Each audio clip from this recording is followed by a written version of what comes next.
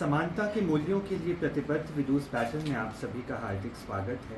कहानी की परिचर्चा श्रृंखला उजास की ओर 5 जनवरी 2025 से रविन्द्रनाथ टैगोर की कहानी पत्नी का पत्र से शुरू हुई, जिस पर सुप्रसिद्ध कथाकार आलोचक वैभव सिंह ने अपना वक्तव्य दिया था। दूसरी कड़ी में विजयदान देथा की कहानी केचुली और बिज्जी के जीवन और रचनाक्रम पर प्रख्यात लेखक फिल्मकार उदय प्रकाश का वक्तव्य हुआ। तीसरी कड़ी में योगेंद्र आहूजा की लिखी कहानी अभिनिष्क्रमण पर आलोचक संपादक संजीव कुमार का वक्तव्य हुआ और चौथी गोष्ठी में अर्चना वर्मा की कहानी त्योहार पर अंजलि देशपांडे, कथाकार भालचंद जोशी, गीताश्री, कथाकार नीला प्रसाद और लेखक पत्रकार सुभाष अखिल के वक्तव्य हुए। सभी गोष्ठियों में मौजूद सभी साहित्य साधकों और साहित्य प्रेमियों ने भी अपने विचार रखे थे। इस कार्यक्रम की 5वीं कड़ी में हम सबके प्रिय और कालजयी कथाकार फणीश्वर नाथ रेणु की लिखी कहानी सिर पंचमी का सगुन पर केंद्रित है। ये कार्यक्रम इस पर वक्तव्य देने के लिए हमारे समय की महत्वपूर्ण कथाकार प्रोफेसर अल्पना मिश्र जी, उजास की ओर से शुरू से जुड़े हुए सुप्रसिद्ध लेखक पत्रकार प्रियदर्शन हैं। मैं आप दोनों का हृदय से स्वागत और अभिनंदन करता हूँ। उजास की ओर का थीम वाक्य है, गतिमानता में नवजीवन का अंकुर होता है, और इसमें हम उन कहानियों को लेते हैं जिनमें कोई न कोई यात्रा, गति, निष्क्रमण स्त्री के लिए व्यक्तित्वांतरण और निमित्त बनाती है, और ये यथास्थिति का निष्क्रिय ऊर्जा नहीं रह जाती। दोनों वक्ताओं से मेरा निवेदन होगा कि आप अपने वक्तव्य में स्त्री के बदलाव के निमित्त बनने वाली इस यात्रा या गति को भी अपने वक्तव्य में उभारें, और कहानी भी सिर पंचमी पे सगुन पर स्वतंत्र रूप से भी अपने विचार रखें। शुरुआत में 20 मिनट के वक्तव्य होंगे, उसके बाद खुली परिचर्चा में अन्य बातें आ जाएंगी। मौजूद सभी से मेरी गुजारिश होगी कि वक्तव्य के बाद आप सभी कहानी पर संक्षेप में अपने विचार रखें। हमारे बीच में आज वक्ता के रूप में प्रोफेसर अल्पना मिश्र हैं। मैं आपके स्वागत के लिए धर्मेंद्र रावत जी से निवेदन करूंगा कि आप प्रोफेसर अल्पना मिश्र का स्वागत अभिनंदन करें। धर्मेंद्र रावत जी।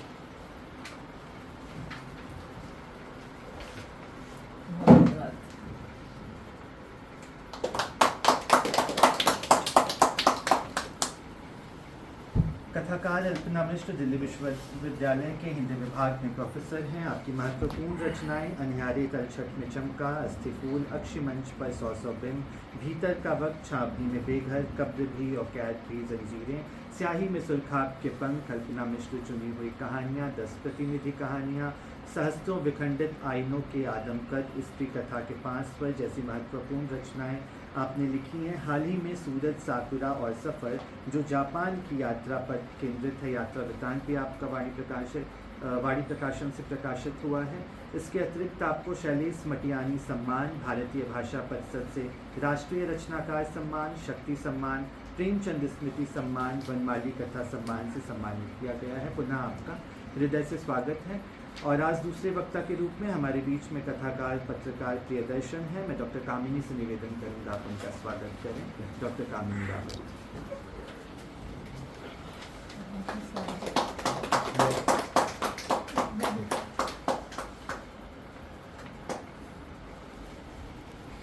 प्रियदर्शन की महत्वपूर्ण रचनाएं जिंदगी लाइफ, बारिश, धुआं और दोस्त, उसके हिस्से का जादू, हत्यारा और अन्य कहानियाँ, ये जो काया की माया है, नष्ट कुछ भी नहीं होता, भारत की घड़ी, मन्नू की बेटियां जैसी महत्वपूर्ण रचनाएं आपने साहित्य को दी। इसके अतिरिक्त स्पंदन सम्मान, टीवी पत्रकारिता के लिए हिंदी अकादमी सम्मान से भी आप सम्मानित किए जा चुके हैं। मैं बहुत बहुत स्वागत करता हूं और आज रेणु की लिखी हुई कहानी पर आपको अपनी बात रखने के लिए आमंत्रित करता हूँ। प्रियदर्शन, आप किधर ही आ गए।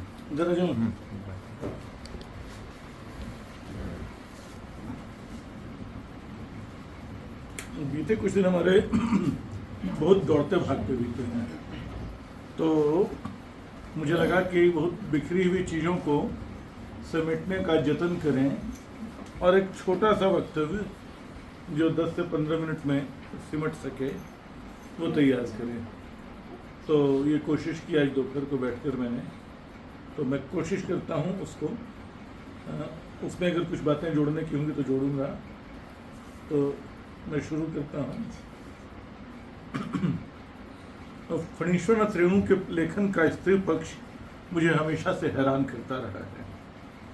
जब स्त्री विमर्श जैसी किसी चीज़ का हिंदी साहित्य और आलोचना में ठिकाना तक नहीं था, और जब जीवन और लेखन में स्त्रियां लगभग अदृश्य हुआ करती थीं, तब भी रेणु के यहाँ मिलने वाली स्त्रियां बिल्कुल जगमग करती स्त्रियां होती थीं। वे बिल्कुल सामान्य घरों की ऐसी विशिष्ट लड़कियां थीं जो उन दिनों भी बिना कहे जैसे जीवन को अपनी शर्तों पर जी और गढ़ रही थीं।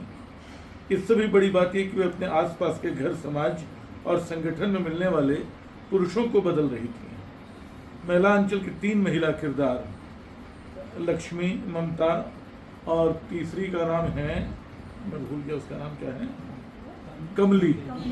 हाँ, तो लक्ष्मी, कमली और ममता, तीनों जो हैं अपने अपने ढंग से बहुत महत्वपूर्ण किरदार हैं।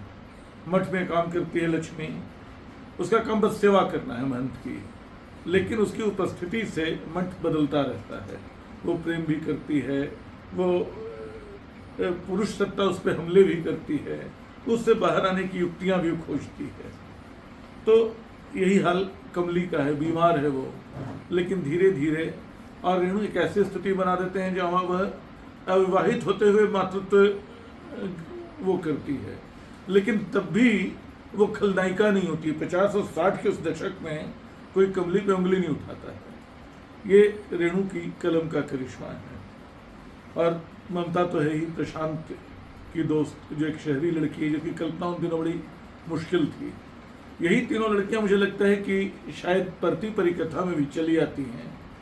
इरावती, कई बार मुझे ममता और इरावती बिल्कुल एक जैसी लगती है।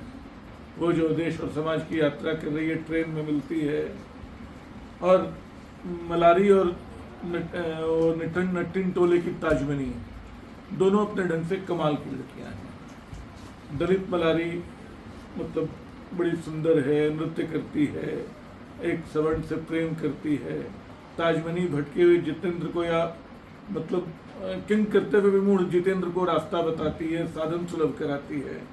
तो रेणु जो है, लगता है कि अपनी महिला किरदारों से ही वो सारे काम लेते हैं जो अमूमन हम लोग हिंदी उपन्यासों में नायकों के हवाले करते रहे हैं। वो कहने को उनके नायक दूसरे हैं, लेकिन नायिका ही उनको रास्ता दिखाती हैं।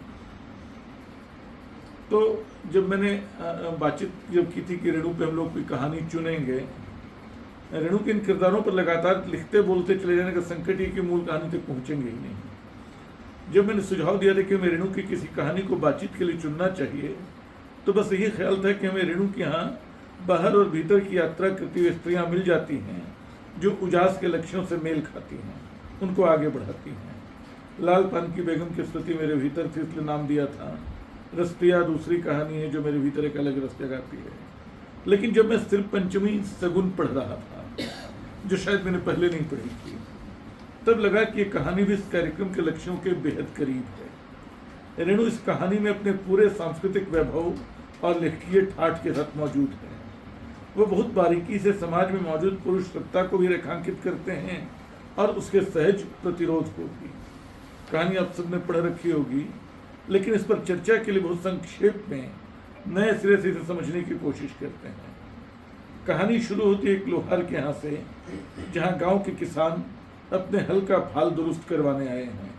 नई खेती शुरू करने से पहले श्री पंचमी के दिन हल की पूजा का रिवाज है और उसका फाल बिल्कुल सीधा होना चाहिए। टेढ़ा फाल टेढ़ी तकदीर का सूचक है। लेकिन कालू कमार जो लोहार है, एक किसान सिंघाए कहार का फाल टेढ़ा कर देता है। ये असगुन है जिसकी परछाई की आशंका भर सिंघाए को परेशान कर देती है। वो घर लौटता है और फाल चूल्हे में डाल देता है। यहाँ उसकी पत्नी हैरान होती है, उसको रोकती है। जब सारा किस्सा वो सुनती है तो वह रेलवे में काम कर रहे कुछ लोहारों के पास जाकर फाल सुधरवा आती है। सिंघाए शान से सबके साथ हल की पूजा करता है। कायदे से कहानी को यहाँ खत्म हो जाना चाहिए था, लेकिन रेणु इस स्त्री विजय तक सीमित रह जाते तो उस पुरुष सत्ता के फन को कहाँ से पहचानते जो उसके बावजूद सिर उठाता है। गांव में इस बात की चर्चा होती है और दबी जुबान ही लोग माधो की मां पर उंगली उठाते हैं। सिंघाए भी दुखी और नाराज होता है, लेकिन अंत आते आते कहानी फिर माधो की माँ के साथ खड़ी दिखाई पड़ती है। अब इस कहानी में रेणु और उसकी स्त्री का, उसकी नायिका का वैभव देखिए। कहानी जहाँ शुरू होती है वहाँ कालू कुमार के लोहरसार में बैठे लोगों को रेणु क्या संबोधित करें, गांव वाले या लोग कहकर नहीं, गृहस्थ कह के संबोधित करते हैं। एक बार नहीं, दो दो तीन तीन बार वो बार बार उनको गृहस्थ कहते हैं कि गृहस्थ बैठे हुए थे, लोग बैठे हुए तो नहीं बोलते हैं। तो मुझे लगता है कि रेणु के सरोकार का ये भी एक पहलू है, वो बस लोग या व्यक्ति नहीं हैं, उनके घर हैं, उनकी गृहस्थी है। और फिर ये बात कुछ देर बाद खुलती है कि दरअसल कालू ने फाल टेढ़ाई किया गृहस्थी के झगड़े में था।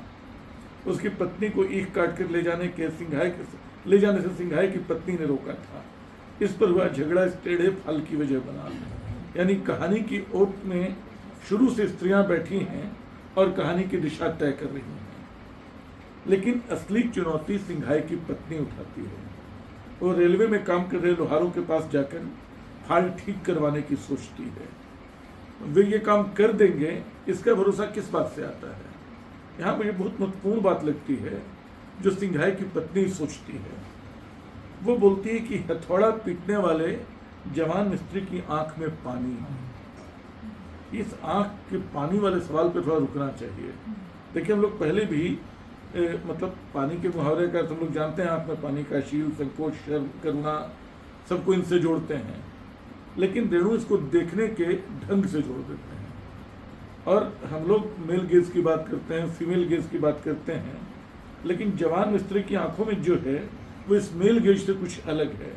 वह एक स्त्री को मानवीय ढंग से, कुछ स्नेह और संकोच के साथ, कुछ मैत्रीपूर्ण ढंग से देखने का तरीका है, जिसको रेणु की नायिका एक वाक्य में कि वो उसके देखने में उसकी आंख में पानी है, ये बोल के समझा लेती है। इसके बाद कहानी रेलवे के लोहारों के कारखाने तक पहुंचती है। ये समझ में आता है कि वहाँ काम कर रहे लोग, लोहार, इस दूध बेचने वाली महिला के प्रति आकर्षित हैं, लेकिन बहुत सतही या सपाट आकर्षण नहीं है। इसमें सौंदर्य के प्रति आकर्षण है, लेकिन वो सौंदर्य बस देह का नहीं है, वो कुछ और है, देहातीत जैसा। बूढ़ा मिस्त्री चिलम पीने के बाद नई निगाह से माधो की माँ को देखता है। उसे प्लेटियर साहब के बंगले पर दोपहर को खिलने वाले फूल की याद आती है। यानी स्त्री के सौंदर्य के बहुत सारे प्रतीक हैं, लेकिन दोपहर को किसी बंगले में खिले फूल की याद आना ये एक अलग तरह का बिंब है।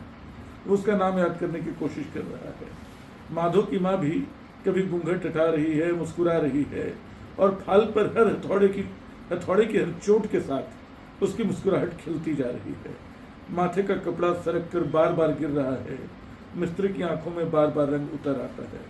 फाल बन जाने पर वो खिलखिलाकर हंसती है, लजाती भी है, और बेटे के लिए खुरपी बना देने का अनुरोध करती है। बूढ़ा कहता है, बना दे, जो जो कहती है सब बना दे। रेणु लिखते हैं, 2 घंटे में सब कुछ तैयार हो गया। 2 घंटे तक बूढ़े मिस्त्री ने अपने सिर पंचमी के साकार सगुन को जी भर निहारा। आगे इस दूध वाले की किसी बात पर कहता है, दूध वाली बोलती है, हम लोग गरीब लोग हैं। तो बड़े सूफियाना अंदाज में बोलता है, कौन अमीर कौन गरीब, तुम्हारा घरवाला भला गरीब। और बोलता है कि चलो कुछ दिन और तुम दूध पहुंचा दिया करो। तो यहाँ जो घटता है इस लोहे का फाल ठीक करने के क्रम में, वह कनकही प्रेम कहानी अपने आप में। मतलब आप चाहें तो उसने कहा था को भी याद कर सकते हैं। हालांकि न समय का दायरा उतना बड़ा है और न स्मृति की छलांग वैसी गहरी है, लेकिन एक छोटे से अंतराल में एक टेढ़ा फाल ठीक करवाने और अपनी गृहस्थी का सगुन सुधरवाने आई एक लड़की का काम बिना किसी रिश्ते के जिस मनोयोग से दोनों लोग करते हैं, वो बहुत मानवीय प्रेम से ही संभव है। निसंदेह इसमें माधो की माँ की भूमिका बेहद खास है। अपने पर निश्चल भरोसा और दूसरे पर भी निश्चल भरोसा, एक हल्का सा खुलापन, एक हल्की सी लज्जा, एक छोटा सा ख्याल कि वह अगले कुछ दिन तक यहाँ दूध पहुँचाती रहेगी। अगर ये स्त्री न होती तो कहानी संभव न होती। ये स्त्री उजास की ओर ले जाने वाली स्त्री है। यहाँ एक बात और ख्याल आता है, स्त्री किस तरह अपने आप को प्रस्तुत करती है, प्रेजेंट करती है, इसकी अपनी एक राजनीति रही है। एक दौर में था जब ये आंदोलन चला कि स्त्रियों को पुरुष की निगाह में सुंदर दिखने की जरूरत नहीं है, बल्कि कभी जर्मिन ग्रियर ने एक इंटरव्यू में ताना कसा था। मुझे याद है कि वामा जब शुरू हुआ था, पत्रिका वामा जब आई थी और गगन गिल उसके संपादक थी, तो मृणाल पांडे संपादक थे, सॉरी, उसके पहले अंक में एक इंटरव्यू छपा था जर्मिन ग्रियर का। उसमें उन्होंने कहा कि स्त्रीवादी आंदोलन ने भारतीय स्त्रियों को बस 3 चीजें दी हैं, हाई हिल, ब्रा और लिपस्टिक। लेकिन धीरे धीरे बात समझ में आई कि स्त्री का अपना व्यक्तित्व है, उसे अपनी त्वचा के प्रति भी संवेदनशील होना चाहिए।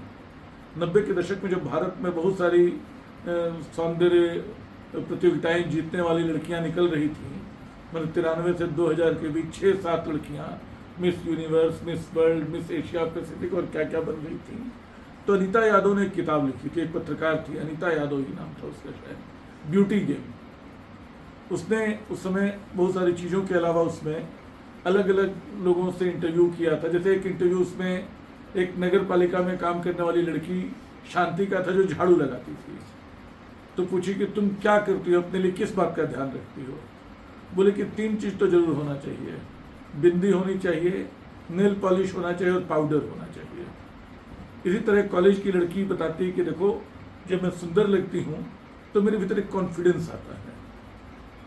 हालांकि उसके ठीक पहले 90 से 2000 के बीच भारत में सौंदर्य प्रसाधन का जो कारोबार था, वो मैंने आंकड़ा देखा था 2300 करोड़ से बढ़ के 19,000 कुछ करोड़ का हो गया था, यानी 10 गुना, ऑलमोस्ट 10 गुना लंबी छलांग। हालांकि उसके ठीक पहले 1990 में नाओमी वुल्फ की किताब आई थी, ब्यूटी मिथ, बड़ी चर्चित किताब है ब्यूटी मिथ। तो उसमें बोलती है कि स्त्रियां जैसे जैसे समाज में अपना दखल बढ़ाती रही हैं, सामाजिक जीवन और सार्वजनिक विमर्श में दखल बढ़ाती रही हैं, वैसे वैसे उन पर प्राकृतिक ढंग से सुंदर दिखने का दबाव बढ़ा है, जिसके चलते उनकी कार्य क्षमता भी प्रभावित होती है, उनकी प्रभावत्मकता में भी कमी आती है। बड़ी किताब है वो। हालांकि नाओमी वुल्फ के इस पूरे थ्योरी को आने वाले दिनों में चैलेंज भी किया गया, इंडोर्स भी किया गया।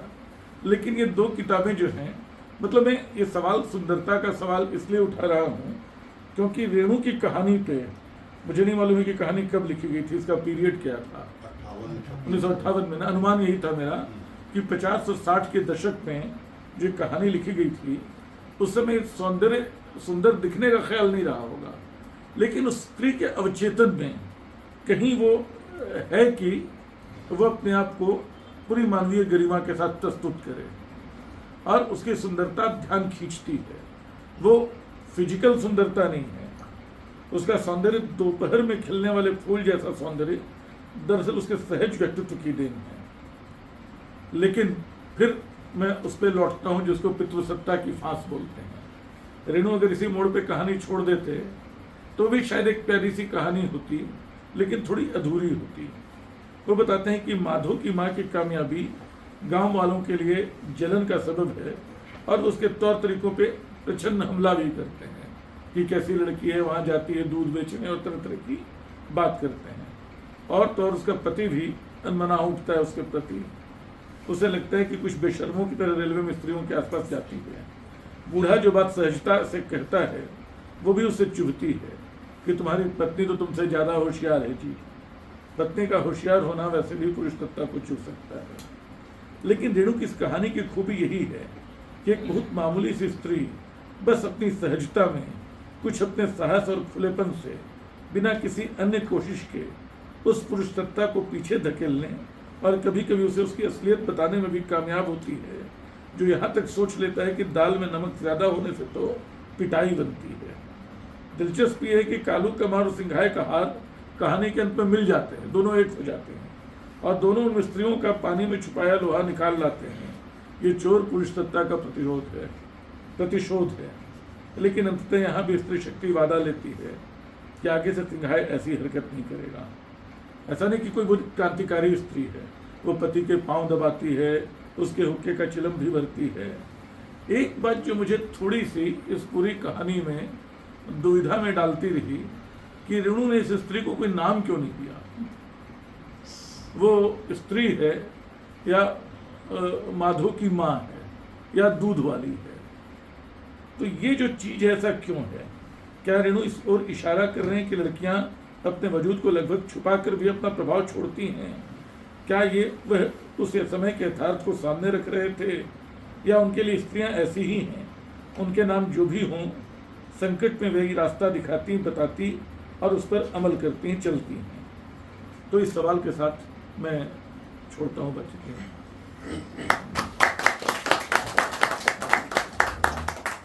बहुत बहुत धन्यवाद प्रियदर्शन जी, इस कहानी को हमारे सामने खोलने के लिए और इस कहानी के अंदर जो विचार हैं, जो उजास की ओर से संबंधित विचार हैं किस्से की यात्रा पे, वो हमारे सामने रखने के लिए बहुत बहुत धन्यवाद।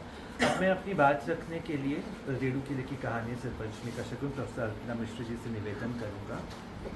और अल्पना जी का यहाँ होना मुझे फिर से फील आ रहा है क्लासरूम की तरह। एमए का मैं स्टूडेंट भी हूँ, बहुत सारे तो ठीक है, मैं बहुत बहुत स्वागत करता हूँ आपका आज के वक्तव्य के लिए।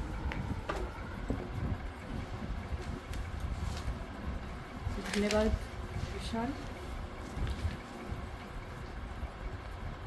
मैं सबसे पहले तो उजास की ओर कार्यक्रम की जो पूरी टीम है और जो उसका आइडिया है, उसके लिए रश्मि रावत को बधाई देती हूँ कि उन्होंने एक ऐसा कदम चला है, एक ऐसा कदम उठाया है जो कि इस बहाने से याद दिलाता रहता है कि उजास की ओर चलने। आज हम देखें तो बहुत सारी चीज़ें हमें लगेगा कि ये तो बड़े सहज तरीके से हो गई हैं या हो रही हैं, या आगे आने वाला समय और भी ज़्यादा बेहतर की तरफ जा सकता है, जा रहा है बहुत कुछ। लेकिन एक समय रहा है जब स्त्री के लिए अपनी सामाजिकता का निर्माण करना भी या उसकी स्वीकृति प्राप्त करना भी बड़ा कठिन रहा होगा। और आज भी है, ऐसा नहीं है कि आज स्थितियाँ बदल गई हों और अब कुछ ऐसा नहीं रह गया, बड़ी आसानी से उसकी सामाजिकता स्वीकृत हो जाती है।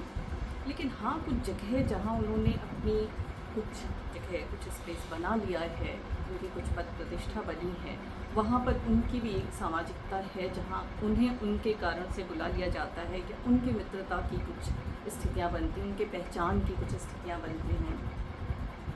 ये कहानी हमें उस यात्रा की याद दिलाती है, और यात्रा ये मन की भी है और साक्षात कदम चलने की भी है। तो ये वैसे तो हर जन्म लेखक जो है उसके भीतर उजास की एक यात्रा चलती रहती है, और उसके पात्र कहीं ना कहीं वो मतलब इसको आशा या उम्मीद वाली चीज़ से भरकर ना देखा जाए, बल्कि वो कुछ भी लिख रहा हो तो उसके भीतर कहीं ना कहीं वो किरण, वो स्पार्क रहता है कि जो आपको दिखाएगा ही, कुछ ना कुछ बता ही देगा, और भविष्य की तरफ उसका भविष्योन्मुख हमेशा होता है। तो ये भी एक चीज़ इस कहानी के साथ दिखाई पड़ी।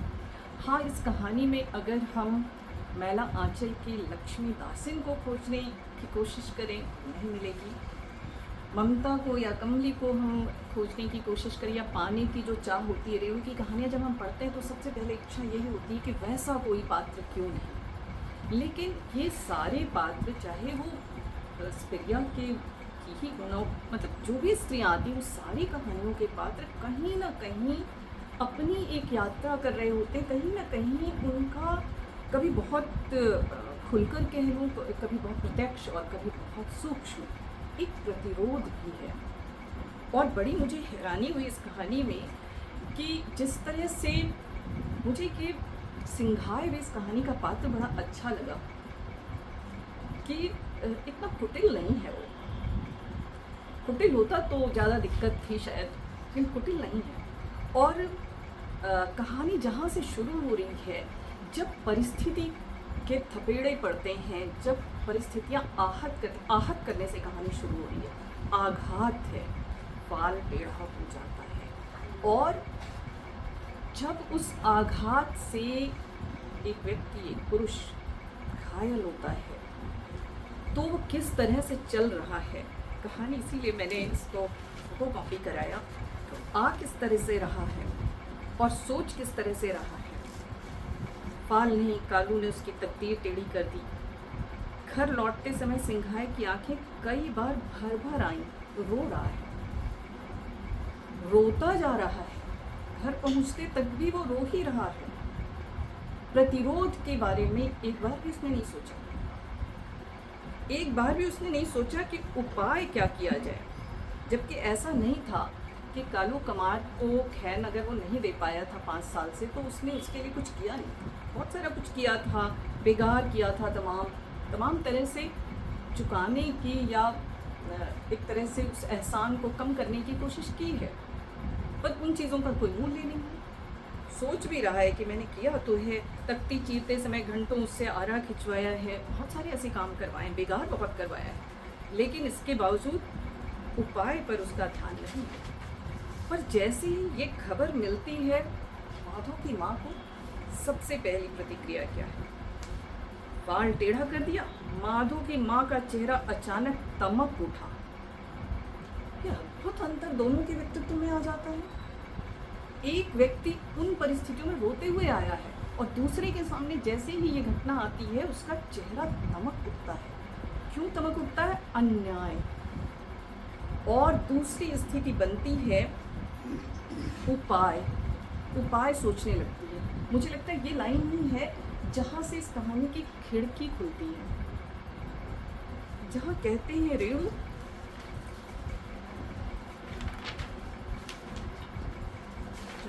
कहते हैं उदास नहीं है माधो की माँ, उपाय सोच रही है।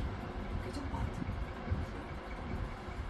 उसको भी तो रोना पीटना था पहले, रो पीट लेती, लेकिन ये कहा गया है कि समझदार आदमी जब परिस्थितियाँ कठिन होती हैं तो रोने से बुद्धि बंद होती है। रोना नहीं है, बुद्धि लगाना है। परिस्थितियाँ कठिन हो तो बुद्धि का प्रयोग करना है, और बुद्धि का प्रयोग करते हुए हम किसे पा रहे हैं? माधो की माँ को। वो बुद्धि का प्रयोग कर रही है, परिस्थितियों को समझने की कोशिश कर रही है, इसलिए उसके जड़ मूल की भी बात कर रही है कि हमारा शायद उस दिन झगड़ा हुआ था, उसका बदला लिया है इसने। उस दिन जो कालू कमार की बीवी ने इस तरह से झगड़ा किया, और पहले तो ये व्यंग कर रहा है कि असल कारण औरतों को ही सब कारण मालूम हो जाता है। सबसे पहले व्यंग कर रहा है कि अच्छा तुम्हें ही सबसे पहले पता चल गया। लेकिन हाँ, परिस्थिति अगर कोई ऐसी अचानक बनी है तो उसके पीछे क्या क्या कारण रहे होंगे। एक मोटा कारण तो ये था कि 5 साल से खैन नहीं दिया था, लेकिन एक बारीक कारण ये भी था कि ये लड़ाई कराई क्यों गई। ये सूक्ष्म कारण था जो कि तत्काल नहीं दिखाई पड़ा था, और अब उसने उसे जोड़ा कि अच्छा इसलिए किया था जिससे एक कारण बन जाए, एक तात्कालिक कारण बन जाए कि इस वजह से मनमुटाव है दोनों में। और अब देखिए, इसी बुद्धि का, स्त्री की इसी बुद्धि का बड़ा तिरस्कार रहा है, स्वीकार कभी नहीं रहा। अब जाकर थोड़ा थोड़ा, अभी भी मैं कहती हूँ कि इतना मुश्किल है किसी स्त्री को चिंतक कहने में, बहुत कठिनाई है। हिंदी के साथ तो बहुत ज़्यादा है। पहले भी मैंने कहा, रश्मि को पता है कि किसी स्त्री के लिए चिंतक शब्द जोड़ना बहुत कठिन है, आज भी कठिन है। आपने तो सिर्फ कहा, लोगों ने तो रोज दिखाया है।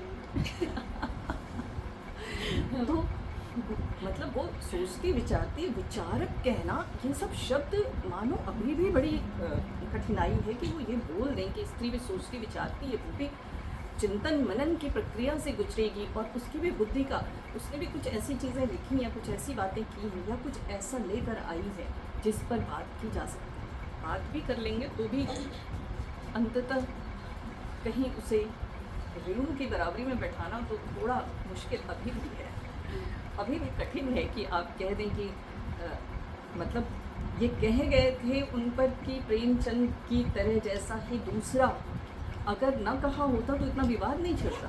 कोई भी कृति, 2 कृतियाँ एक जैसी कभी हो नहीं सकती, लेकिन ये कह तो गए थे, और रेणु ने ये साबित भी किया है। उनकी कला में, उनके विचार में ये चीज़ें हमें दिखती हैं। तो ये जो माधो की माँ उदास नहीं है, उपाय सोच रही है, और यहीं से मुझे रास्ता मिला इस कहानी में जाने का। ये दरवाज़ा है, ये एंट्री गेट है, जहाँ से आप समझना शुरू करते हैं कि एक व्यक्ति रो रहा है जिससे उम्मीद की जा रही थी कि वो समाज में एक जगह रखता है, और दूसरे को दोयम मान लिया गया था। कम से कम सिंघाई की जो पत्नी है, माधो की माँ जो है, उस जैसी स्त्री को तो आसानी से कह दिया जाएगा कि ये तो भाई क्या ही जगह रखती है समाज में, और है भी नहीं उसकी जगह। अब उस जगह को वो कैसे ले रही, आप देख रहे हैं कि दोनों के व्यक्तित्व में एकदम से रेणु ने अंतर पैदा कर दिया। और अब देखिए कि वो तुरंत ही तुरंत ही विचार करती है, तुरंत ही दिमाग लगाती है कहाँ से ये काम हो सकता है, क्योंकि कोई नहीं कर सकता था। और रेलवे मिस्त्री की याद आती है, और जब रेलवे मिस्त्री तक पहुंचती है तो जाहिर है कि हमारा समाज तो ऐसा ही है, वो तो जाहिर सी बात है कि वो तो इसे बहुत अच्छी स्थिति में देखेगा नहीं कि रेलवे मिस्त्री के पास जो है कोई स्त्री चली जाए। अब रेलवे मिस्त्री के पास जब वो जाती है तो प्रियदर्शन जी ने एक बहुत अच्छी बात पकड़ी थी कि जो जवान मिस्त्री उसकी आंखों में तो पानी है, लेकिन जो बूढ़ा मिस्त्री है उसकी आंखों में रंग उतर आता है। ये हमारे समाज की मानसिकता है। कहीं कोई मतलब रेणु के पास निश्चित ही प्रेम के बहुत शेड्स हैं, लेकिन वासना के भी बहुत शेड्स हैं, और मुझे कहीं नहीं लगा कि ये प्रेम का शेड है। ये उस वासना का शेड है जिसके साथ कैसे निपटना है, ये वो माधु की माँ तय करती है कि उसे कितनी देर हंसना है। ये उसकी बुद्धि बता रही है उसे, ये उसका व्यक्तित्व है कि कैसे उसे इस परिस्थिति से निपटना है जब 2 घंटे तक एक बूढ़ा मिस्त्री उसे निहारे ही जा रहा है। और देखिए कि इसकी काट उसके पास तुरंत है, जिस पर आपने ध्यान नहीं दिया कि वो कहती है अपने पति को भेजती है, तुम जाओ मिल आओ। इसकी ज़रूरत क्या थी? क्योंकि समाज में ये दिखाना ज़रूरी है। मीरा भी लगातार एक ओट गिरधर नागर के लिए रही, वो समय ऐसा नहीं था। तो एक ओट को सामने करना है, बुद्धि सारी उसकी चल रही है, मेहनत भी वो कर रही है, इतनी दूर पैदल गई है, कुत्ती भी बनवा लिया उसने, सारी बुद्धि लगाई, और अब उसने बीच में घुमा दिया कि पति मिलने जाए। जब प्रेम चल ही रहा था तो पति को बीच में लाने की जरूरत क्या थी? लेकिन प्रेम नहीं, संभालना है परिस्थिति को,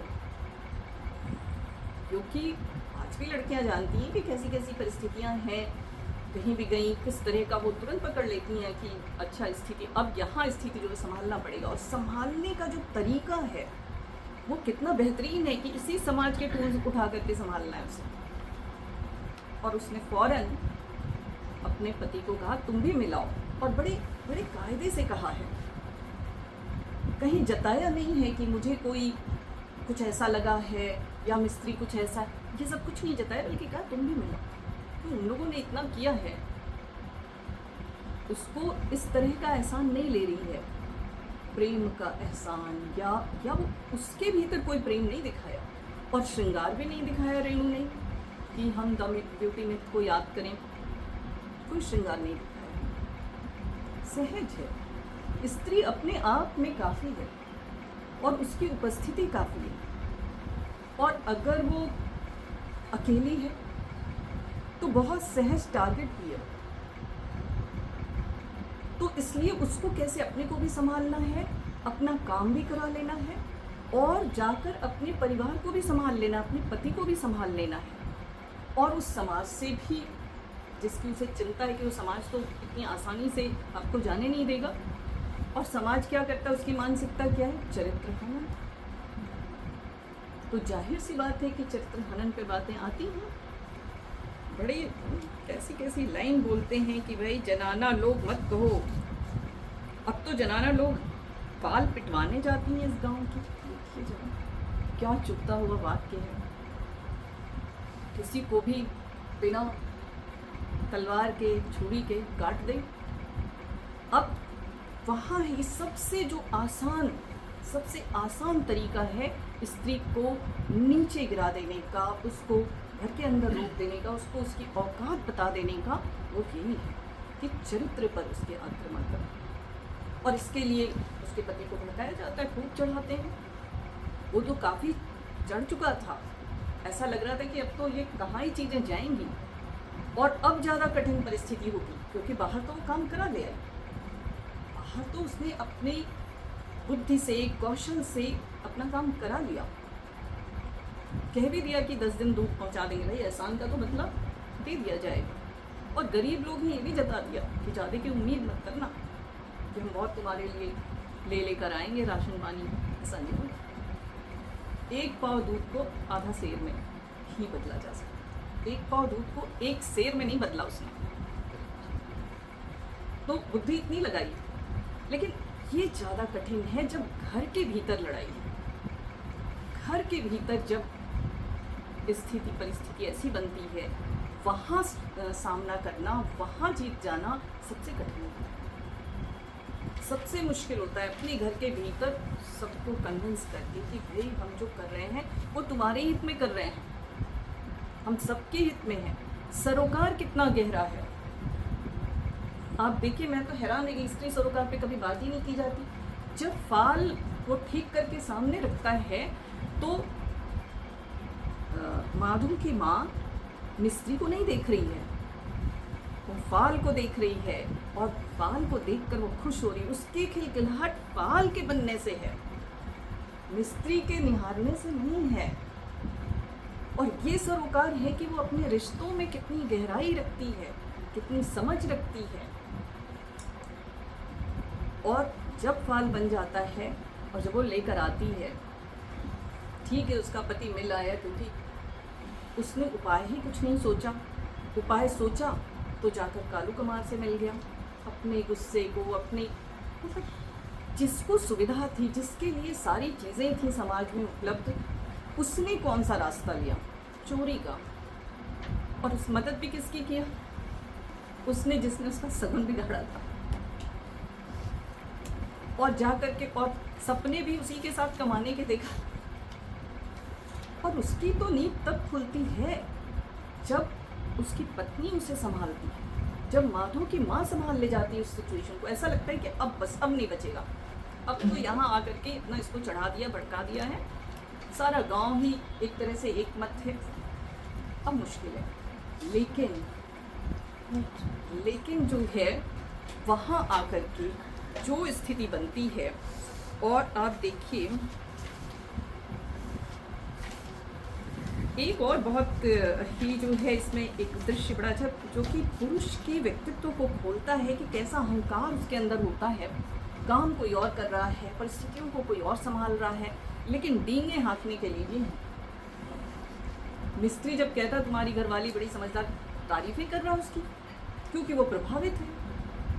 तो ये क्या कर रहे हैं? ये डींगे हाँक रहे हैं कि हमारे पुरखों की एक से एक कहानियां सुनाई, पौरुष भरी। खुद का पौरुष कहाँ था और कहाँ थे वो राजा रजवाड़ों के, कहाँ थे और क्या क्या। बड़ी भाई ये पूरा पैराग्राफ पढ़ करके इतना क्रोध आया कि एक बार ये आदमी सोच नहीं रहा है कि उपाय क्या है, प्रतिरोध क्या किया जाए, कैसे आगे खड़ा हुआ जाएगा, आगे कैसे चीज़ें संभलेंगी। जबकि माधु की माँ ने ये सारी चीज़ें सोच रखी हैं। और तो ये सहन करना कि उसकी बीवी अधिक समझदार है, अधिक होशियार है, ये एक कठिन सत्य तो है ही। तो क्या होता है कि अब जब ये पहुंचता है, और तब जब माधव की माँ उससे वादा लेती है कि तुम्हें, ये नहीं कहती है, कहानी नहीं सुनाती है कि तुम कालू कमार के साथ जाके मिलकर उनका सामान निकाल लाए, ना ही मिस्त्रियों का पक्ष लेती है। कि प्रेम था तो पक्ष तो वहाँ तो ले लेना था, पर पक्ष नहीं लेती है। वो तो गए, उनका मुंह सूखा हुआ था दोनों का। सूखा क्यों था? इसलिए नहीं कि वो जा रहे हैं छोड़ करके और विरह हो जाएगा, ना, इसलिए सूखा था क्योंकि उनका सामान चोरी चला गया था। इतने दिनों से जो उसमें डाले जा रहे थे, लास्ट दिन उनको ले जाना था और वो चला गया। और तुरंत ही मिस्त्री ये पकड़ लेते हैं, या अगर मिस्त्रियों ने नहीं भी कहा तो उसकी पत्नी ने ये पकड़ लिया है कि कालू कमार के साथ मिलकर ही ये काम हुआ होगा, क्योंकि लोहे का काम तो वही कर सकता है। तो उसकी बुद्धि कहाँ तक जा रही है? और इस कारण वो अपने पति को बड़े टैक्टफुली वापस ला रही है। कहीं कहीं हुक्का सब ठीक करके रखी है, जैसी ज़रूरत है, जैसी परिस्थिति है। हर परिस्थिति में तने हुए होना, हर परिस्थिति में तलवार निकाले रहना, ये तो बुद्धिमानी का काम नहीं। कौन सी परिस्थिति कब कैसी है, आंधी आई तो पेड़ झुकता है, नहीं तो गिर जाएगा गिर जाएगा। कब कैसी परिस्थिति है उस अनुसार चलना, ये टैक्ट कितना ज़्यादा है इसके अंदर। और ये मुझे लगता है कि वहाँ से जहाँ से शुरू हुआ था, जहाँ उसके चेहरे पे तमक आई, गुस्सा आया, और जहाँ उसने उपाय की तरफ सोचना शुरू किया, और वहाँ से चलते हुए वो किधर गई है? भविष्य की तरफ। भविष्य भी कैसा? खुद के मुंह से नहीं कहा है, क्योंकि सत्ता उसके हाथ में नहीं है। सत्ता सामने वाले के हाथ में है, लेकिन बुद्धि उसके हाथ में है। सत्ता को उसने कहलवा दिया। उसका पति कह रहा है कि बबुआ तू फाल खुरपी छोड़, सिलेट पेंसिल धर, हम लोग बैल होकर रहे, बैल की बुद्धि स्वीकार करा दिया। अब बबुआ जो है अब बबुआ जो है वो पढ़ेगा, क्योंकि न पढ़ने के कारण ना समझदारी, ना समझी पैदा हुई है। भविष्य का एक कैसा रूप लाकर खड़ा किया, और एक स्त्री के माध्यम से, एक स्त्री के प्रयत्नों से ये रूप बना है। वहाँ ले जाकर ये कहानी, और कुछ नहीं कहते, ऐसा नहीं कि वो बड़ी खुश होकर के लगी कहने की मेरी जीत हो गई या अपनी खुशी दिखाने, कुछ भी नहीं। इतने सहज ढंग से उसने इन सारी चीज़ों को लिया है, मानो रोज का उसका काम है, क्योंकि रोज का उसका ये संघर्ष होगा ही। रोज ठीक करती होगी अपने घर की चीज़ों को, रोज बिगड़ती होंगी चीज़ें। तो इस तरह वाकई उजास की तरफ, भविष्य की तरफ कदम रख दिया। ये बहुत बड़ी यात्रा है, और एक स्त्री ने रखा और सारे परिवार को साथ लेकर रखा। ये बड़ी उपलब्धि है कि उसने ये नहीं किया कि छोड़ दिया सबको, या उसने उसको भी समझा लिया, पति को भी बड़े टैक्ट के साथ। बच्चा तैयार ही था, सारा परिवार उसके साथ हो गया, और वो भविष्य की यात्रा के लिए निकल गई। तो ये एक अद्भुत बात है। और हाँ, ये सही है कि मैं भी इस बात से थोड़ा, मैंने दोबारा से कहानी को पढ़कर खोजा कि कहीं तो उसका नाम आया होगा, पर वाकई उसका नाम नहीं आता है। तो ये क्यों छोड़ दिया? कहीं बुलाते हुए भी माधो की माँ बुलाता है। ये लोक में परंपरा रही है, लोक में एक अस्तित्वहीनता या जीरो प्रेजेंस, उस तरह की एक स्थिति रही है कि आप कहीं हैं ही नहीं। कभी आप फला, जैसे हम लोगों की तरफ यूपी में कहते हैं कि फलाना वो मतलब बहू है, तो उसको बहू कह के बुलाया, या जौनपुर वाली फलाने वाली, तो जगह के नाम से। इसका मैंने अनिहारी तलछट में चमका में बहुत दिया है कि वो उनको नाम से नहीं बुलाती हैं। वो जैसे मुन्ना बहू, उसमें एक मुन्ना पात्र है, तो मुन्ना बहू आती, मुन्ना की बहू, उसके नाम से नहीं। और जब उनकी मौसी आती है तो उनको ये कहा जाता है जौनपुर वाली आ गई, जौनपुर वाली, मतलब ये नहीं कहा जाता उनका नाम क्या है, कोई नहीं, कोई ध्यान ही नहीं देता। आज भी वही है। नाम की ज़रूरत ही नहीं है। नाम लेते ही अलग अलग व्यक्तित्व हो जाता है, और जब कहीं से आप जोड़ के देखते हैं तो उस समूचे के साथ जोड़ करके उसका अलग से कुछ जौनपुर आता है पहले, या जो भी कह लें आप, बनारस पहले आता है, या गाजीपुर, जो भी जगह आप ले लो वो पहले आ जाती है, न कि वो व्यक्ति पहले आता है। उसी तरह जब वो लगा के बोलते हैं तो पति पहले आ जाता है, पत्नी का स्वरूप बाद में आता है।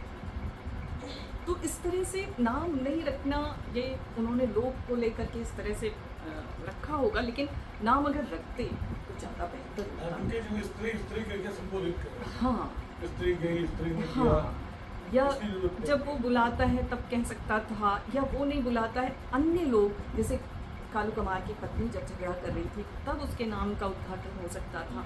कहीं इस तरह से नाम लाया जा, बहुत सारी संभावनाएं उसके अंदर की आ सकता था, लेकिन शायद मुझे लगता है कि लोक का जो वो पक्ष रहा होगा उसको देखते हुए हो सकता है उनका ध्यान ना गया होगा, ये भी होता है। और मैं भी ससुराल में जो है माधो की मदर ये ज़्यादा रिस्पेक्टेबल है। हनी खुद भी पति का नाम भी नहीं लेती थी, तो कहती थी माधो के बापू, करेक्ट। तो उसी तरह से माधो की माँ ऐसे, लेकिन मतलब जो लिख रहा है वो तो एक जागरूक जो है, तो सिंघाई का नाम लिख रहा है और और स्त्री की बात कर रहा है। हाँ। स्त्री ने देखा, समाज वहाँ- में ऐसा ही है, मतलब समाज ऐसा ही है, ऐसा ही है। और लोक का की जो पक्ष है, ये हो सकता है इस पर उनका ध्यान ही ना गया हो, ये भी हो सकता है, क्योंकि वो एक फ्लो में गया हो और उस पर ध्यान ना गया हो, या हो सकता है कि ध्यान गया भी हो और उन्हें लगा हो कि यही लोक में चल रहा है, तो इसको अगर हम अलग से उद्घाटित करते हैं तो लोक का वो जो स्वरूप है जिसमें असल में गायब है, स्त्री का व्यक्तित्व तो गायब है, तो वो जो गायब है उसको हम शामिल कर देंगे। तो ऐसा करने की भी ज़रूरत नहीं है। जो यथार्थ है वो तो यही है कि नहीं है, नाम है नहीं, पर हाँ हम लोगों को खटकता है, क्योंकि हम लोग आज के समय में आज खड़े के होकर समय के के हिसाब से सोचते हैं। देख रहे हैं तो हमें लगता है कि नाम तो होना चाहिए। और कई बार ये भी होता है कि लेखक जब नाम ऐसे पात्रों का चुन रहा होता है तो लगता है कि अगर इसका कुछ नाम रख दिए तो ये अलग हो जाएगा, उस सारी प्रवृत्ति, उस तरह के सारी जो जिस वर्ग को वो दिखा रहा है, जिस वर्ग का प्रतिनिधि है, वो शायद अलग हो जाएगा, तो इसलिए जो है उसका नाम नहीं रख पाते हैं। ऐसा भी कई बार होता है। तो इस तरह की जो भी रही हो स्थितियाँ, लेकिन हाँ, नाम की एक आकांक्षा तो जगाता है कि नाम होता काश, पर यदि नहीं है तो उन्होंने उसके पीछे कुछ सोचा होगा। दोनों चीज़ें हो सकती हैं। कहानी बहुत ही अच्छी है, इस अर्थ में अच्छी है कि ये याद दिलाती है कि उजास की यात्राएं किस तरह से कितने भिन्न भिन्न रूपों में होती रही हैं, और यही इस कहानी की और इस मुझे लगता है कि इस सभा की भी इस कहानी पर बातचीत के रूप में उपलब्ध होगी।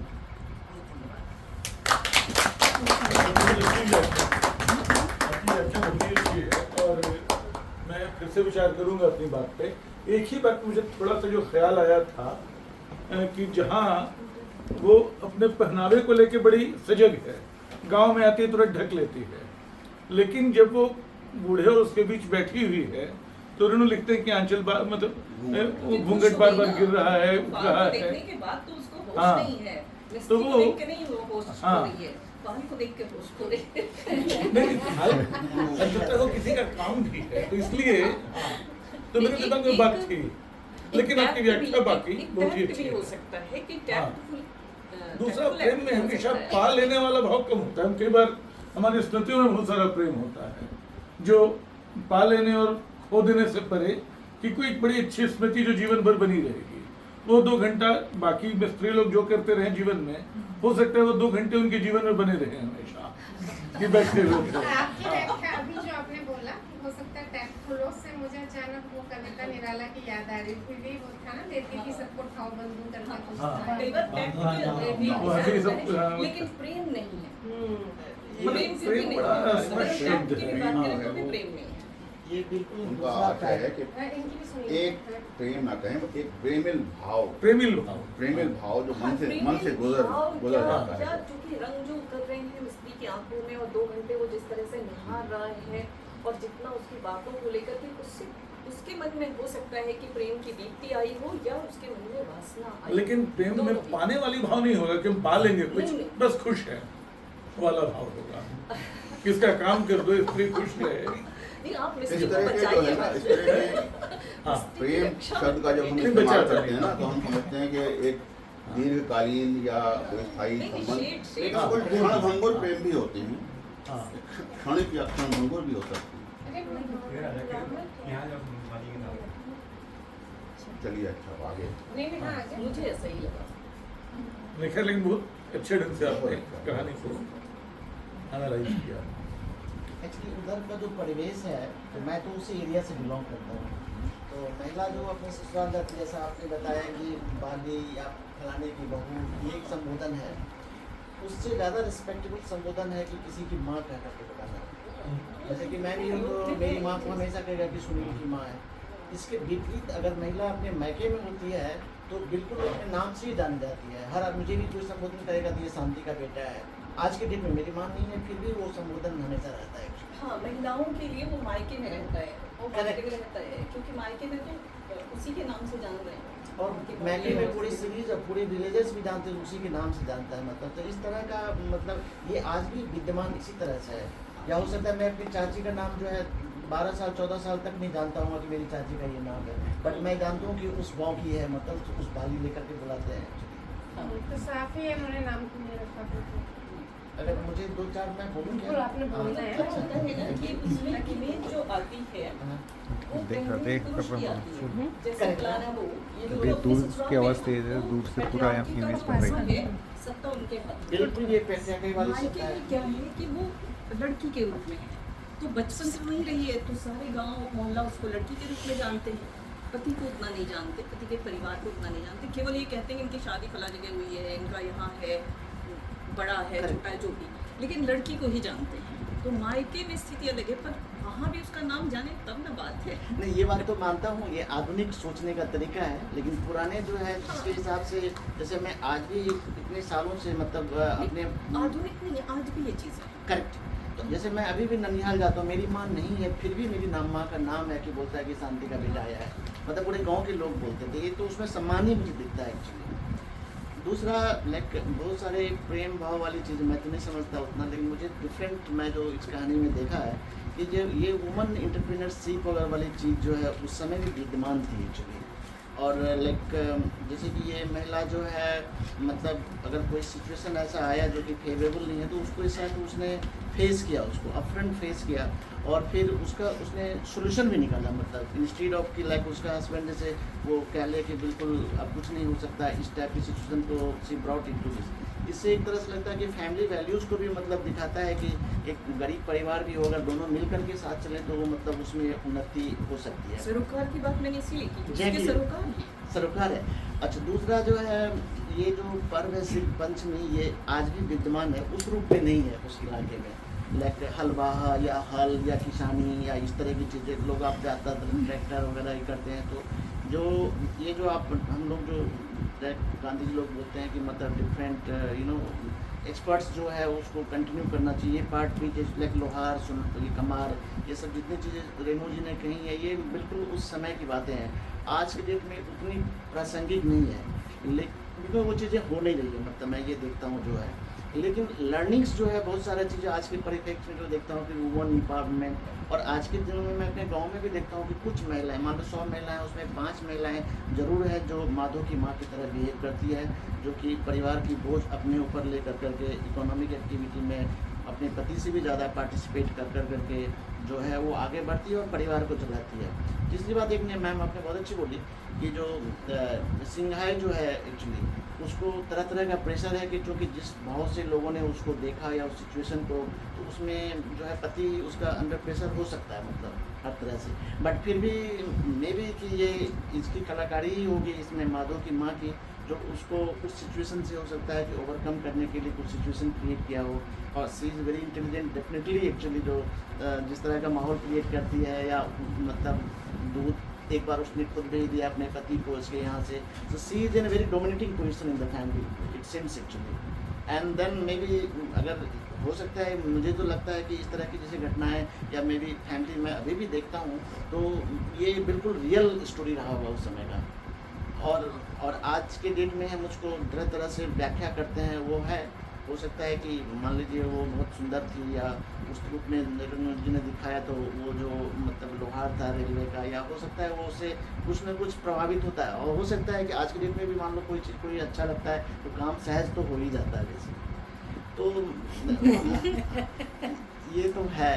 तो चलो वो ठीक है, बट आई एम सेइंग कि जो उस ज़माने में भी एक सक्सेसफुल स्टोरी क्रिएट किया ये एक बड़ी चीज़ है मतलब। और कुछ मामले में मान लीजिए उसको रोल मॉडल बना करके, मुझे लगता है गाँव में सिर्फ पंचमी तो अभी भी लोग कहते हैं मतलब, लेकिन मैं इस तरह की कहानियों का इम्पैक्ट नहीं देखता हूँ कहीं। मतलब पता नहीं, हो सकता है हमारे बिहार में भी लोगों को ये हमारे सिलेबस में होता या ये होता तो हो सकता था कि इम्पैक्टफुल होता है। इस तरह की महिलाओं का अगर एक एग्जाम्पल सामने आए और मे बी तो it would be very good actually. But आज के डेट में हो रहा है, मतलब मान लो जैसे मैं कहा कि 100 महिलाएं मैं अपने गाँव में देखता हूँ तो 10-15 इंटरप्रेन्योरशिप ओरिएंटेड तो रहती है, जो फैमिली का लोग भी थी अपने ऊपर, क्योंकि 100 में से 10 निर्णायक क्षमताओं में स्त्रियां पहुंच गई होंगी ना। हाँ। वो स्टोरी लगने कहाँ देते हैं, ऊपर बैठे लोग। और लोगों को डर नहीं है, मतलब जैसे कि माधव की माँ को समाज का जो भय है कि लोग क्या कहेंगे नहीं कहेंगे, ये चीज़ों से लोग ऊपर तो उठ रहे हैं मतलब। तो और फिर भी अगर इस तरह की कहानियाँ अगर ज़्यादा लोगों में हो तो मुझे लगता है कि महिलाओं के लिए तो रियली बहुत सार्थक होगी। नहीं, वो पिटती भी है दाल में नमक ज़्यादा होने से, ऐसे नहीं है, इतनी भी डोमिनेट करने वाली नहीं है। कहती भी एक मुझे 4 लाठी मार दो, नहीं, कहती भी एक मुझे 4 लाठी मार दो। आज लेकिन वो गिव अप नहीं करती है। आज की एक क्या था समस्या थी पहले, जो संयुक्त परिवार की वजह से जो महिलाएं दबती थी वो चीज़ जो है अभी नहीं है। एक तो लॉस ऑफ कंबाइंड फैमिली तो हो ही रहा है, इसका भी संयुक्त नहीं है ना, तीनों अकेले हैं। हाँ, तो अभी जो है जहाँ संयुक्त नहीं है वहाँ महिलाओं का दबदबा जो है परिवार में ज़्यादा है, और अपनी दबदबा साबित करने के लिए भी वो संयुक्त परिवार को छोड़ देती है मतलब। अच्छा। और इससे जो है मतलब नहीं, संयुक्त परिवार इसलिए नहीं टूटे थे कि महिलाओं को अपना दबदबा साबित करना था। यहाँ पे मैं थोड़ा सा करेक्ट करूँगी, क्या था कि मध्य वर्ग बनना शुरू हो रहा था और किसान परिवारों के लड़के भी शहर नौकरी करने आना शुरू हुए थे। और जैसे जैसे नौकरी में आते गए हैं तो पहले ये होता रहा कि बहुत समय तक वो अपना परिवार छोड़ कर आते थे। बाद में धीरे धीरे पहले पढ़ने के लिए आए बाहर, फिर उसके बाद नौकरी के लिए आए। जब नौकरी के लिए आना शुरू हुए तो धीरे धीरे ये ज़रूरत बनने लगी कि अब जो है इधर लाना पड़ेगा। फिर बच्चों को पढ़ाने की समस्या, इस तरह से धीरे धीरे वो पूरा एक संक्रमण का समय है। लेकिन वो और धीरे धीरे outcome वो बोल रहे हैं। आए बाहर आए और थोड़ा, लेकिन आउटकम ये हुआ। लेकिन वो आए इस तरह से वो परिवार वहाँ बना। तो बहुत समय तक उस पितृसत्ता की, क्योंकि वो तो वहाँ से सीख कर आए ना, ट्रेनिंग तो वहाँ की है, तो वहाँ से उसके साथ संघर्ष भी बहुत लंबा रहा है। और तब जा कर के हम जो आज जो कुछ भी देख रहे हैं वो तो उसकी बहुत तीसरी चौथी पीढ़ी हुई। तो ये था इस तरह से, मतलब आए थे, टूटे इस तरह से, मतलब मजबूरी थी टूटना। हाँ, ये भी हो सकता है, बिल्कुल हो सकता है, बट इसकी वजह से मैं ये कह रहा हूँ कि महिलाओं में इंडिपेंडेंस या डिसीजन मेकिंग, ये सब चीज़ें जो है काफ़ी बढ़ी हैं एक्चुअली। तो और ये उनके लिए अच्छा भी है, नॉट उनके लिए, पूरे समाज के लिए अच्छा है। अब एक की क्षमताओं का उपयोग नहीं कर रहे हैं तो ये तो पूरी मतलब 50% क्षमताएँ जो है वो भी तो उपयोग में आनी चाहिए, समाज के ही हित में। और दूसरा क्या है, अगर मान लीजिए किसी का पति बिल्कुल बेकार हो गया, हो भी सकता है ऐसे केसेस में, चूँकि अब महिलाओं को जगह मिल रही है समाज में, तो वो फैमिली जो है आगे बढ़ जाती है। मतलब वो सब अपने बच्चों का केयर ये कर करके मदर ही कर लेती हैं। तो ये गाँव में भी है आज के युग में, मतलब नहीं, अब तो लड़कियां पहले से बहुत ज़्यादा स्वतंत्र हुई हैं, पढ़ाई जी लिखाई हाँ। शुरू हो गई, साइकिल मोपेड कार चलाने लगी। सही बात है, तो सबने बहुत सारी चीज़ों को बदला है। बदला है। तो उसकी इतनी सामाजिक मजबूरियाँ रही हैं। संयुक्त परिवारों को बिखरना था, मतलब खेतीहर समाज टूटे, वहाँ से लोग शहर आए, पढ़ने के सिलसिले की शुरुआत हुई, यहाँ नौकरियाँ हुई, यहाँ सब लोग बाहर जा रहे हैं। तो जो एकल परिवार थे वो और छोटे होते चले गए। तो वो एक प्रक्रिया है और उसमें स्त्री की एक खास भूमिका है। लेकिन इधर का चैलेंज डबल हो गया उसके बीच के वर्षों में, मतलब उसको घर भी संभालना है, बाहर भी संभालना है। जो सुपर मॉम का कंसेप्ट बीच में आया वो यहाँ से आया था कि अब तो घर भी संभाल रही हैं, अब तो नौकरी भी कर रही हैं। धीरे धीरे अब लग रहा है कि दोनों शायद बराबर पे आएंगे, लेकिन उसका समय लगेगा। एक चीज़ है इस कहानी में, मतलब आर्थिक और मे भी ये जो मतलब पहलू है वो सब तो है, लेकिन आप लोगों की सोच जो है वासना और प्रेम तरफ कैसे गई ये मुझे समझ में नहीं आया। मतलब ये इस कहानी का मतलब रेणु जी का ऐसा पक्ष रहा होगा सोचने में या नहीं? मैं हाँ हम सब अपने अपने विचार साझा करेंगे। उसके पहले मैं प्रोफेसर अलीजा मिश्र जी का आभार व्यक्त करता हूँ। उन्होंने अपने वक्तव्य के माध्यम से अपनी उजास को, अपने विचारों की उजास को उजास की ओर से जोड़ा। बहुत बहुत धन्यवाद कहानी की सुंदर व्याख्या के लिए। आप सभी के विचार आमंत्रित हैं। आप इस कहानी पर 5-5 मिनट का वक्तव्य जहाँ से भी शुरू करना चाहें। तो परिचर्चा में मैं भी आपके साथ है ना सहयोग करती हूँ करवाने में। तो सारे लोग कोई भी जो भी विचार व्यक्त करना चाहे तो टाइम वेस्ट नहीं होगा अगर आप लोग थोड़ा सा हिंट दे दें। कौन देगा? तो सुनील जी का एक प्रश्न है कि ये वासना के विभिन्न शेड्स और प्रेम के विभिन्न शेड्स कहाँ से देखें। अगर वो इन सब के विचारों में आ जाएगा तो ठीक है, नहीं तो आप दोनों अपने लिए प्रश्न सुरक्षित रखें। जी मुझे लगता है ये सिनी वाली शर्मा है, ये हिंदी की बहुत अच्छी कथाकार है। तो हालांकि मैम को तो मैंने नहीं सुना, लेकिन जो कहानी पढ़कर मैं थोड़ा बहुत समझ पाई हूँ कि जब माधव की माँ निर्णय लेती है कि उसे फॉल्ट ठीक करवाना है, तो वहाँ पे एक लाइन आता है कि जवान मिस्त्री की आँखों का पानी उसे ध्यान आया, ऐसा कुछ है। और उसी के सहारे, उसी से ताकत पाकर वो जाती है वहाँ फॉल्ट ठीक करवाने।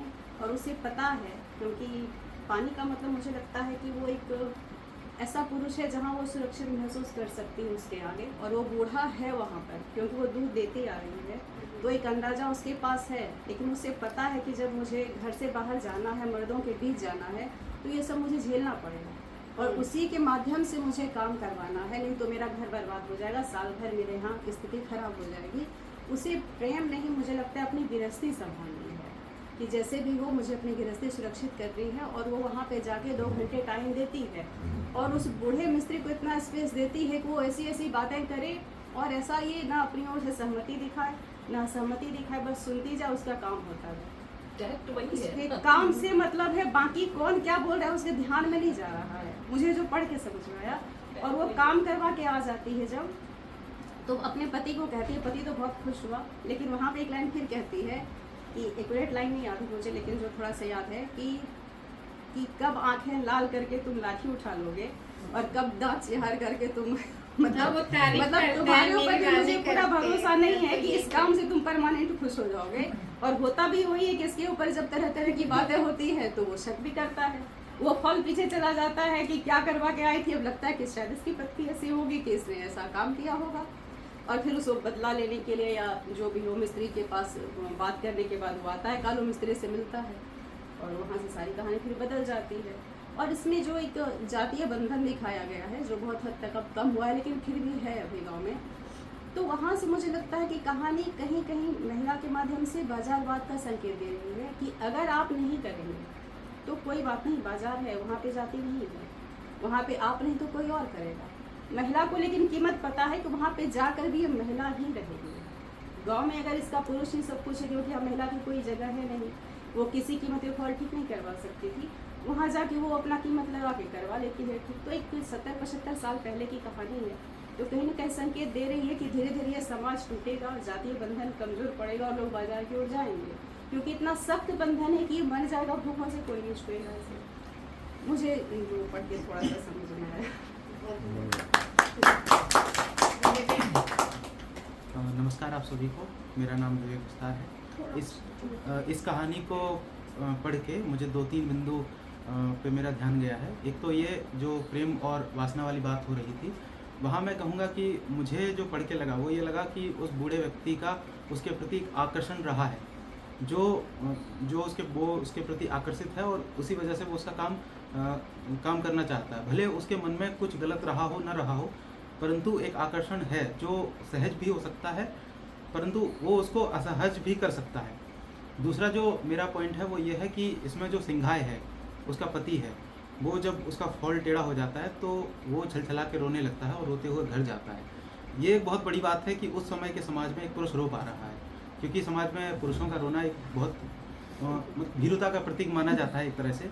लेकिन मैं ये कहना चाहता हूँ, या ये मुझे पढ़ के लगा कि कहीं ना कहीं इसमें उसकी पत्नी का इमोशनल इंटेलिजेंस होना बहुत मायने रखता है कि उसका पति अपनी पत्नी के सामने रो पा रहा है।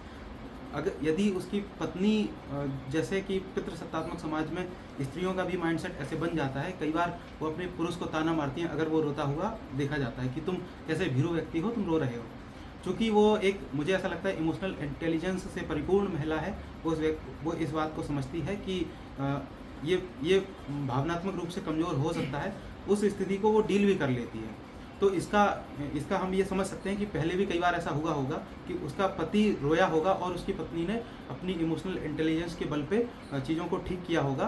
तो एक तो संकेत यहाँ मिल रहा है, और दूसरा संकेत जो कालू है, जो उसकी पत्नी का स्वभाव से हम देख सकते हैं कि कालू के स्वभाव में कितना परिवर्तन आया है।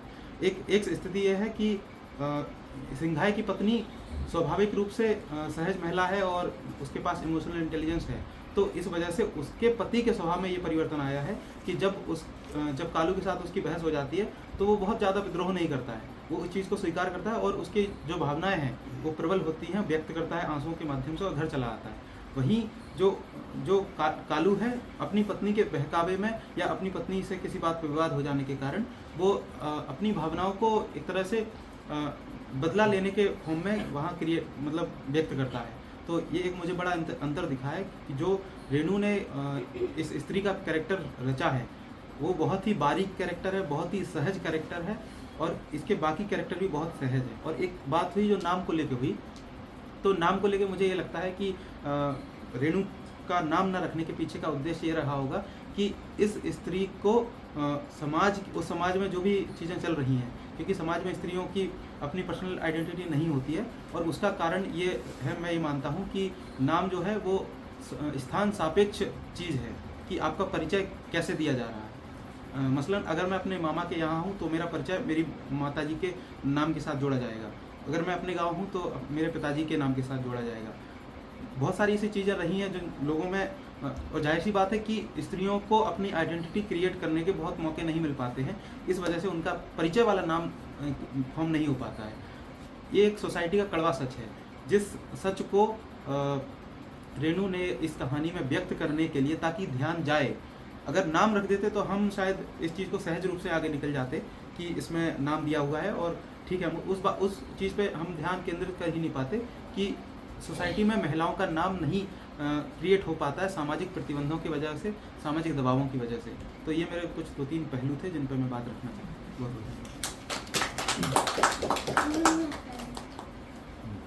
जी बलवन।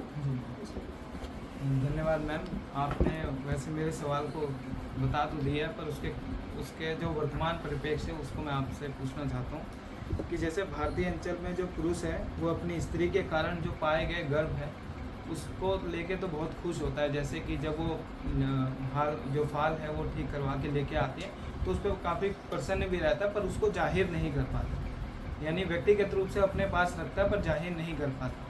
पर जहाँ वही बात अगर सामाजिक रूप में आती है तो कहीं ना कहीं उसको अपनी उपेक्षा के रूप में देखता है। तो क्या ये जो बात है ये वर्तमान परिप्रेक्ष्य में अभी भी है या इसमें कुछ परिवर्तन आए?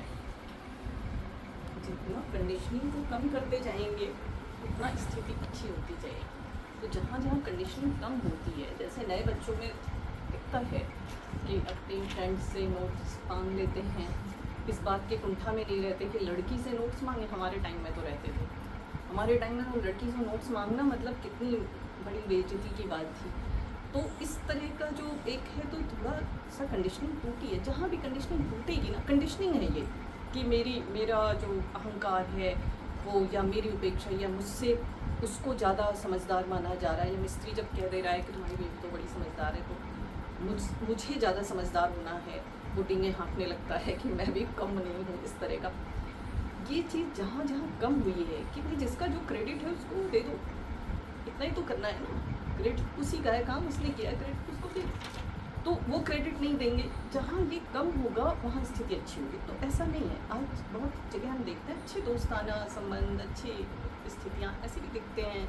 बहुत सारे ऐसी भी जगह हैं जैसे IPS वालों को, IAS वालों को देखते हैं, उनकी ट्रेनिंग चल रही है, उनको इस बात का ध्यान नहीं है जेंडर का। और अगर जेंडर बीच में आया तो देखो कैसे भयंकर डांटेंगे एक दूसरे को। जेंडर की बात कहाँ से आती? प्रशासन करना है, प्रशासन ये थोड़ी देखेगा कि आपका जेंडर क्या है, तो देखेगा आपके निर्णय क्या है, आपका काम क्या है। तो ऐसी आप बहुत सारी जगहों पे देखेंगे जहाँ पे वो कंडीशनिंग से या तो संघर्ष करते हैं या उसको तोड़ के निकल जाते हैं। जहाँ टूटेगा वहाँ अच्छा होगा, और जहाँ नहीं टूटेगा वहाँ ऐसे ही होगा कि अपनी उपेक्षा के रूप में अपने को हीन मानकर कुंठा के बहुत तरह से निकलेगा। ठीक है, तो जहाँ टूट रहा है उतना तो नहीं, पूरा तो नहीं हम कहेंगे, लेकिन हाँ टूट तो रहा है। जतिन जी, आलोक जी, आपका नाम क्या बोलता है? मैम मैं एक बात और ऐड करना चाहूँगा इसमें, हालांकि इस कहानी से नहीं है। मैं अभी 2 दिन पहले अपने रिश्तेदार से एक बात कर रहा था, वो अभी ऐसी स्थिति में है, वो महिला है, वो 35 साल की, वो उनका एक बच्चा है और वो ऐसी स्थिति में डिवोर्स की स्थिति। तो वो क्या है कि जब वो गांव में सबसे बोलती हैं कि मार्केट ले चलो, हमारे पास बाइक है, आप खाली ले चलो, तो कोई जाता नहीं। तो उन्होंने ये तय किया कि मुझे बाइक सीखनी है। और वो 35 साल की महिला है और बहुत पतली दुबली है, और वो बाइक है पल्सर, जो लोगों ने बोल दिया कि नहीं बहुत हैवी आप तो करिए, पर उनका अपना जज्बा, अपनी हिम्मत है, तो उन्होंने चलाई। हमारे पास वीडियो भी आई, हमने देखा, अप्रिशिएट भी किया।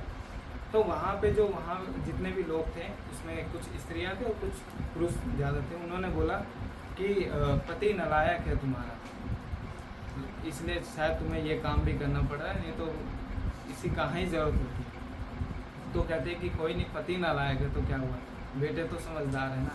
तो जो उम्मीद बेटों से मिली है, तो ये मुझे एक सुखद एहसास है कि ये गांव में ये चीज़ होता है। और उससे अच्छी बात है कि उनको सिखाने वाला जो बाइक उनको सिखाया वो कोई पुरुष नहीं है, वो उनकी बेटी है, यानी चाची की, जिन्होंने उनको सिखाया। तो ये काफ़ी सुखद एहसास रहा उस बात के। और डाइवोर्स को भी मैं कहती हूँ कि एकदम सहज लेना चाहिए। ये जो हार जीत का बना दिया है ना लड़ाई का मैदान, ये नहीं होना चाहिए, क्योंकि उसमें तो आप दोनों के ही पूरा समय, पूरा जीवन चला जाता है। अब ठीक है, नहीं ठीक है, समझ में आ गया जिस दिन, उस दिन आप अलग हो जाते हैं, सही चीज़ है। और अगर पल्सर पति को चाहिए दे दो, भाई उन्हें तुम अपना खरीदो या पल्सर बेच के अपने नाम की स्कूटी बुलेट ले लो। बुलेट तो नहीं, पल्सर नहीं चला पा रही थी, बुलेट नहीं चला पाई, ऐसे कुछ हल्की गाड़ी ले लो। बुद्धि से ही, अंततः बुद्धि ही है जो सूत्र है आपको चलाने का, कि जीवन का बुद्धि ही है। बुद्धि और उसके के ऊपर बैठा है विवेक, विजडम। अब इधर आकर तो और से पूछते हैं। एक और पॉइंट मैं ऐड करूँगा इसमें जी, कि जी। आर्थिक पहलू जो है बहुत इम्पोर्टेंट है। मैं भी एक मिला बैंगलोर में, वो महिला अपने पति के साथ हमारे एरिया से गई, उसका पति ऑटो चलाता है, तो वो 10,000 रुपये महीने कमाता था या 15,000।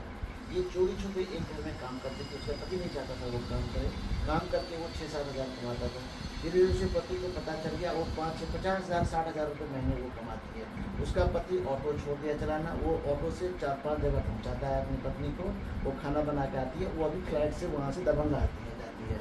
तो देखो आर्थिक पहलू से कैसे मोल्ड कर दिया, मतलब जो है वुमन सहयोग मिला ना आपको, Exactly. सहयोग। सो बुद्धि यही है कि बुद्धि के ऊपर बैठा विजडम आपका विजडम कह रहा है कि नहीं ये ठीक है, कभी हम भी इसी काम में लग जाते हैं, इसकी मदद करते हैं और काम होता है। और एक और चीज़ है कि स्किल की मैं ज़्यादा बात करता हूँ कि वो महिला स्किलफुल थी। Skillful।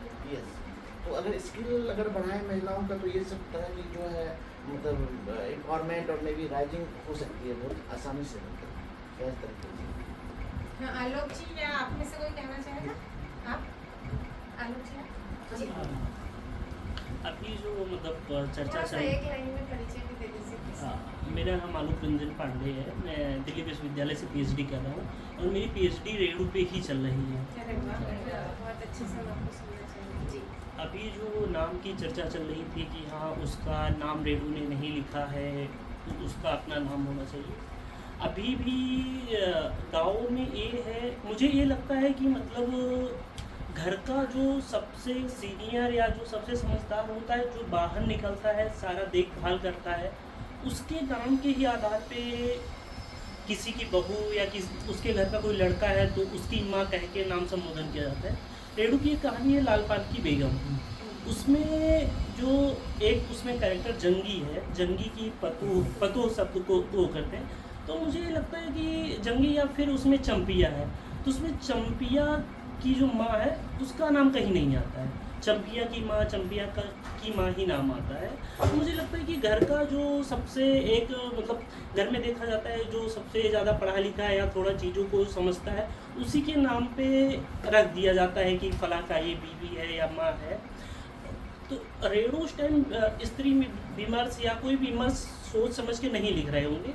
हमें लगता है कि मतलब जो उस टाइम समाज में जो था वो लिख दिए हैं, स्वाभाविक वो आया है, उसमें मतलब उनके ध्यान में था या नहीं था ये मुझे नहीं पता, लेकिन ये आज भी है कि मैं पीएचडी कर रहा हूँ, मैं घर में जाता हूँ तो गांव वाले मुझे मेरे नाम से नहीं जानते, ये बोलते हैं कि इनका फला का लड़का है आया हुआ है।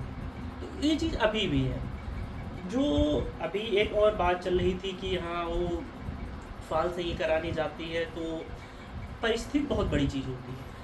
जब हम गोदान पढ़ते हैं तो गोदान में जो झुनिया है, झुनिया के पिता का नाम शोभा है, शोभा काम करने में सक्षम है, वो भोरी का बैल लेके जाता है, अभी काम करने में सक्षम।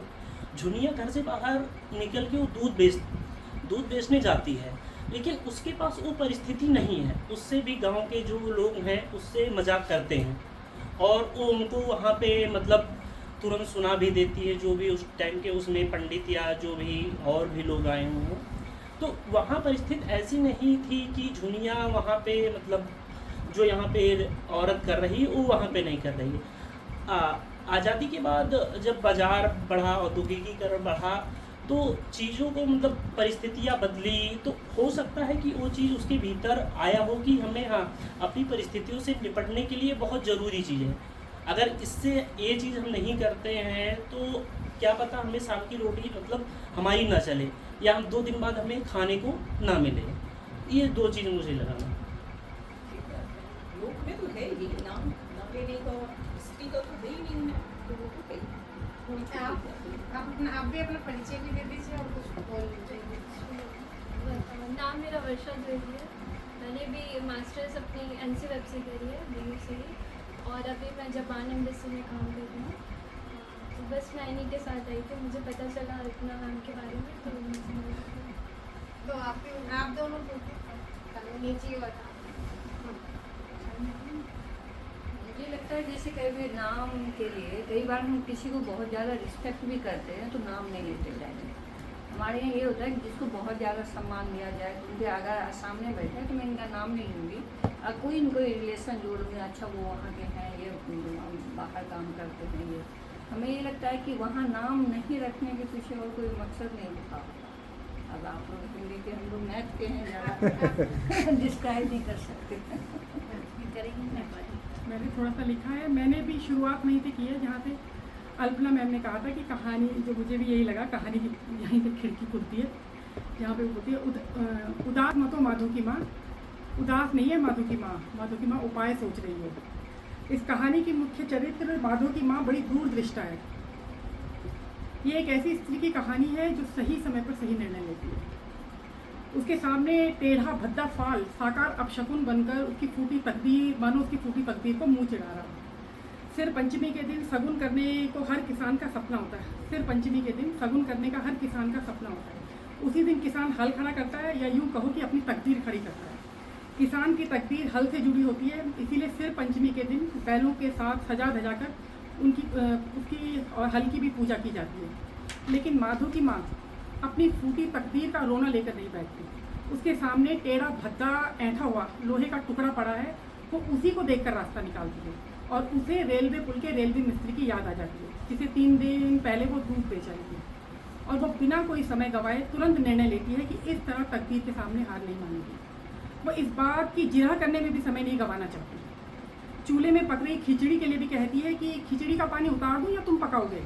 कितना विश्वास है उसे खुद पर। एक घूंघट काढ़ी हुई स्त्री जिसके जीवन की दूरी पति बच्चों के ही आसपास घूमती है, वो गांव से बाहर रेलवे पुल के पास, जो बहुत आबादी वाली जगह नहीं है, दिन दोपहर जाने का निर्णय लेती है। दिमाग में ये भी घूम रहा है कि यदि समय गंवाएगी तो सिर पंचमी का सगुन बीत जाएगा, जिसके लिए साल भर से इंतज़ार किया। उसे अपने सच पर, अपनी निश्चलता पर, अपनी आस्था पर पूरा विश्वास है। वो इस बात की भी परवाह नहीं करती कि गांव वाले क्या कहेंगे। परंपरा को बचाने के लिए वो परंपरा की भी परवाह नहीं करती। जिस समय जिस चीज़ की उपयोगिता है वैसा ही करती है। परिवर्तन को स्वीकारने की, रूढ़ियों की जंजीरों को ढीला करने का मादा रखती है। सिर पंचमी के सगुन के दिन वो जो अपने पति की किसान जिंदगी की बिगड़ी हुई तकदीर ही नहीं, सिर पंचमी के दिन वो अपने पति की किसान जिंदगी की बिगड़ी हुई तकदीर ही सीधी नहीं करती, अपने कर्म करने की ताकत से, परिवर्तन को सहज रूप से स्वीकार करने के गुण से, सही दिशा में सही समय में उठे हुए कदम से, सही दिशा में सही समय से कदम, अपने उठे हुए कदमों से भी वो जो है अपना सगुन साधती है। अपने बेटे के लिए भी अच्छा हाँ, ये यहाँ पे ये है कि अपने कर्म करने की ताकत से, परिवर्तन को सहज रूप से स्वीकार करने के गुण से, सही दिशा में सही समय से उठे हुए कदमों से अपने बेटे के लिए भी सही जिंदगी का रास्ता खोल देती है। जब कहानी के अंत में सिंघाई कहता है, बबुआ तू फाल कुछ भी छोड़, स्लेट पेंसिल ले, हम लोग बैल होकर रहे बैल की बुद्धि। कितना कुछ बदला सही समय पर स्त्री द्वारा उठाए गए कदमों से, जब उसने किसी पर विश्वास नहीं किया, खुद पर विश्वास किया, खुद के निर्णय पर विश्वास किया। यदि उस दिन वो अपने पैरों को गति नहीं देती, अपनी तकदीर का रोना रहती तो पति की भी आंखें नहीं खुलती। मैं इस कहानी को इस दृष्टि से देखती हूँ कि एक स्त्री द्वारा सही समय पर सही निर्णय लेने की कहानी है, उसके खुद पर विश्वास करने की कहानी है। सिर पंचमी का सगुन उस स्त्री के माध्यम से उन तीनों के लिए ही एक अच्छा जीवन जीने का सगुन है। रजित, आप ही थोड़ी सी ऑब्जर्वेशन ही कम से कम, नहीं ठीक है। आप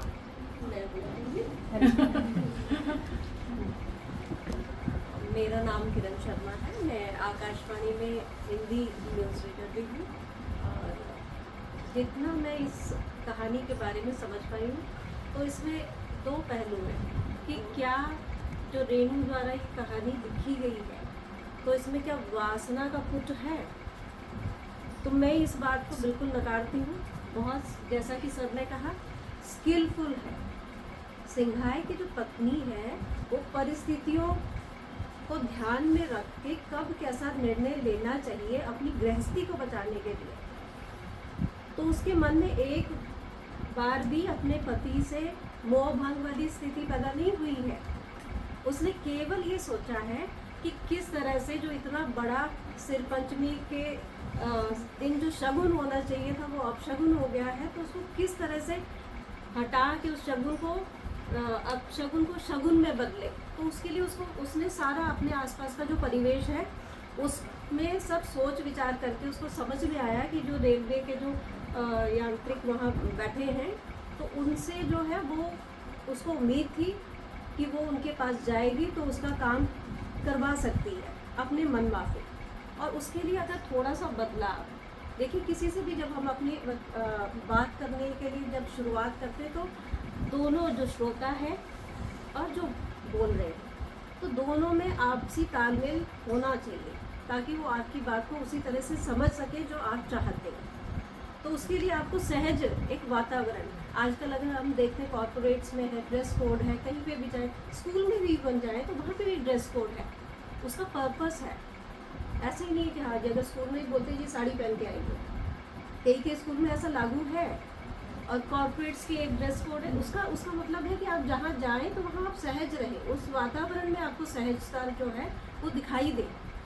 तो अगर उसमें जब वो बात कर रही है जवान उससे मिस्त्री से और दूसरा जो है तो वो सिर्फ घूंघट थोड़ा उठा रही है, तो ताकि आप जब हम बात कर रहे हैं तो हमारी बात उसी संदर्भ में जो हम रखना चाह रहे हैं उसी तरह से जाए और सामने वाला सहज हो आपको सुनने के लिए, ताकि जो आप काम करने के लिए आप कह रहे हैं तो ये सहज है, इसमें वासना का पुट नहीं है। ये भले ही हो सकता है एक उमंग एक सामने वाले की हो सकती है, लेकिन इसमें कहीं भी सिंघाई के प्रति, अपने पति के प्रति उस स्त्री के मन में मोहभंग नहीं था कि जिसके लिए वो गई है। वो केवल और केवल अपनी गृहस्थी को बचाने के लिए कि इस इतने बड़े अपशगुन में जो साल भर इंतज़ार करने के बाद जो है जिससे उसका परिवार जो है उसी में सोच समझ के, मतलब जो ना चाहते हुए भी जिस दिशा में जा रहे हैं उस दिशा को मोड़ने के लिए, सकारात्मक दिशा बदलाव देने के लिए उसने ये सब किया।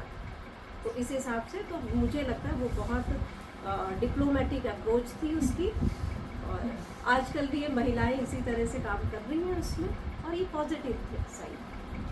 प्रमोद जी और विशाल जी से पहले पूछ लेती हूँ। विशाल आप इसीलिए मैं संचालन कर रही थी कि आपको अपनी बात प्रमोद जी मैम ये कॉन्फिडेंस भी हो सकता है कि जो अपना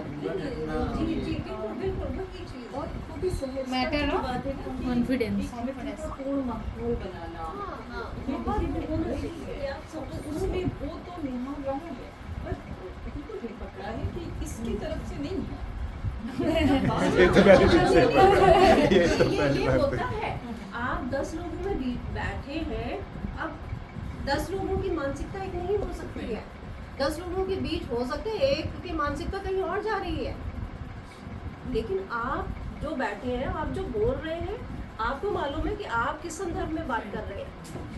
मेरे तो एक बार हजारी प्रसाद द्विवेदी ने प्रसंग जो ये बोलना चाह रही हैं बिल्कुल सही है। उन्होंने सुनाया था ये प्रसंग, मैंने किसी और से सुना ऑफ कोर्स, कि इंदिरा गांधी भी अपनी साड़ी ठीक करती रहती थी। कौन नहीं करेगा, हमें दिक्कत होती है। अभी वो कितनी पहले के हैं, हम निकलने से पहले टॉयलेट तक नहीं है भाई आपके पार्लियामेंट में जहाँ आप बैठ रहे हो, और सारे मेल गेज अभी खत्म हुई नहीं है। ये कहानी किसी मेल नहीं सुनाई होती है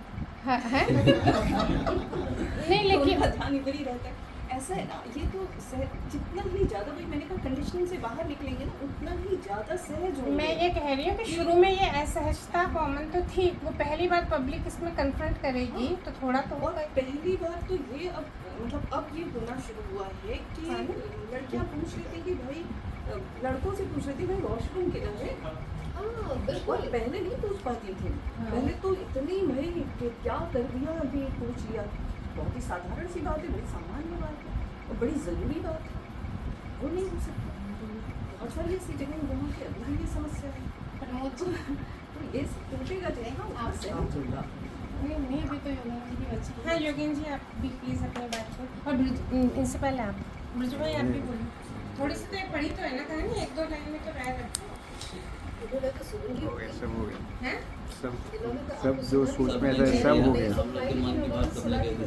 मुझे बोलना जी तो ऐसा कुछ ये बोल रहे थे एक सिर पंचमी का सगुन, तो रेणु जी की कुछ कम ज्ञात और कम चर्चित कहानियों में से है, लेकिन वो जिन कहानियों के लिए जाने जाते हैं जो उनकी चर्चित कहानियाँ हैं उनसे किसी भी स्तर पर, किसी भी मायने में कमतर नहीं है। तो इस कहानी को मैंने बहुत पहले पढ़ा था, लेकिन ये स्मृति में धुंधली हो चुकी थी। तो इस कार्यक्रम के लिए इसे चुने जाने की घोषणा के बाद मैंने इसे दोबारा पढ़ा। कहानी के नरेशन और माहौल, ब्यौरों और संवादों का पूरा आनंद लेते हुए और इसमें जो भी सूक्ष्म संकेत हैं छुपे हुए उनको डिकोड करते हुए, तो मुझे ये एहसास हुआ कि रेणु जी, मतलब दोबारा एहसास हुआ, ये तो हम सबको पता ही है कि रेणु जी आख्यान कला के कितने बड़े उस्ताद थे।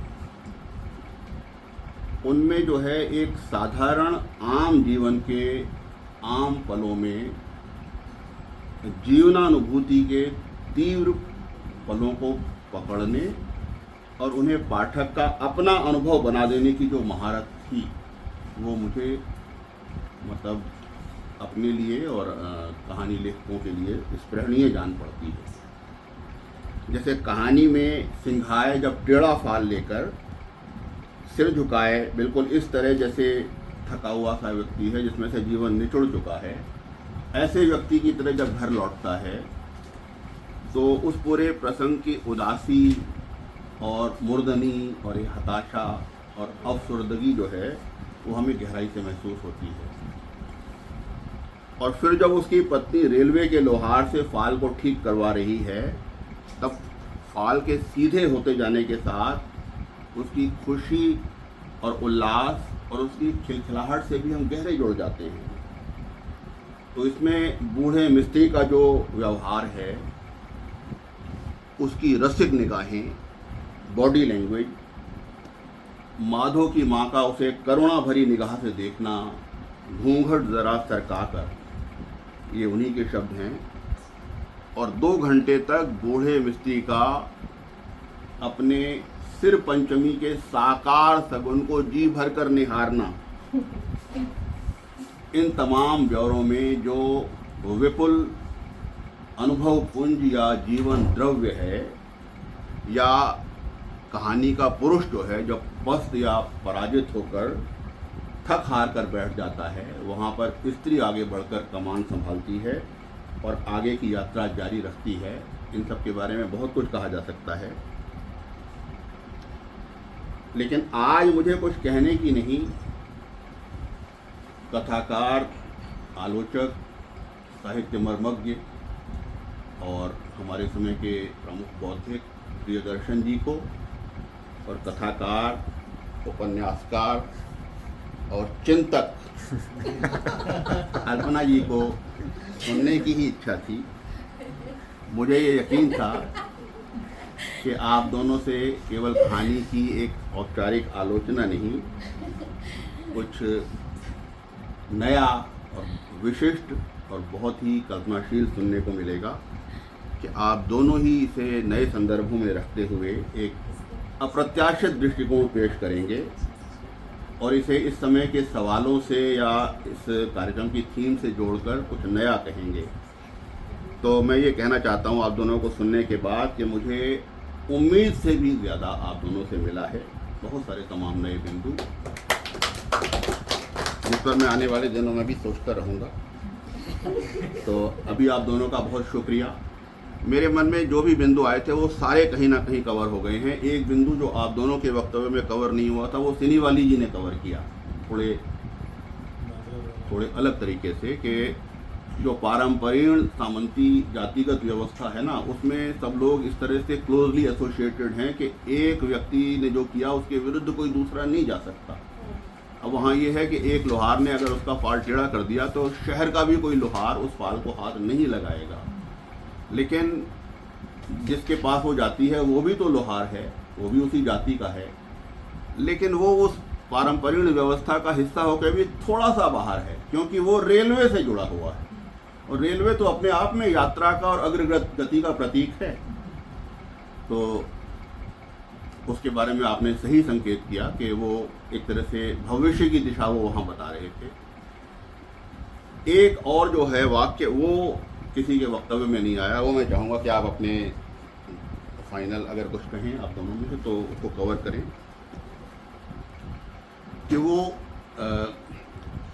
मतलब सिंघाई की पत्नी की कालू कुम्हार के पत्नी से जो लड़ाई होती है ना शहर में ऊख काटने को लेकर, तो वो बताती नहीं है पति को। तो वो शिकायत करता है कि मुझे क्यों नहीं बताया। तो वो कहती है कहने की क्या बात थी, औरतों में ऐसे झगड़े होते ही रहते हैं, ऊख मैंने हाट में बेच दी। तो इस तरह के झगड़े यानी खुद अपने में ये एहसास कि ये झगड़े क्षुद्र हैं, मर्दों को बताने योग्य नहीं हैं, या इसमें भी कहीं कोई एक बात या टिप्पणी छिपी हुई है जिसको थोड़ा डिकोड करके आप दोनों में से कोई अपने वक्तव्य में बताइएगा। तो 1 मिनट में पहले फिलहाल मैं बस ये मेरा वो मैं आप लोगों का बहुत शुक्रिया, मैं बहुत एनरिच हुआ हूँ आप लोगों को सुन के, दोनों को समृद्ध हुआ हूँ। तो बस यही मुझे कहना था।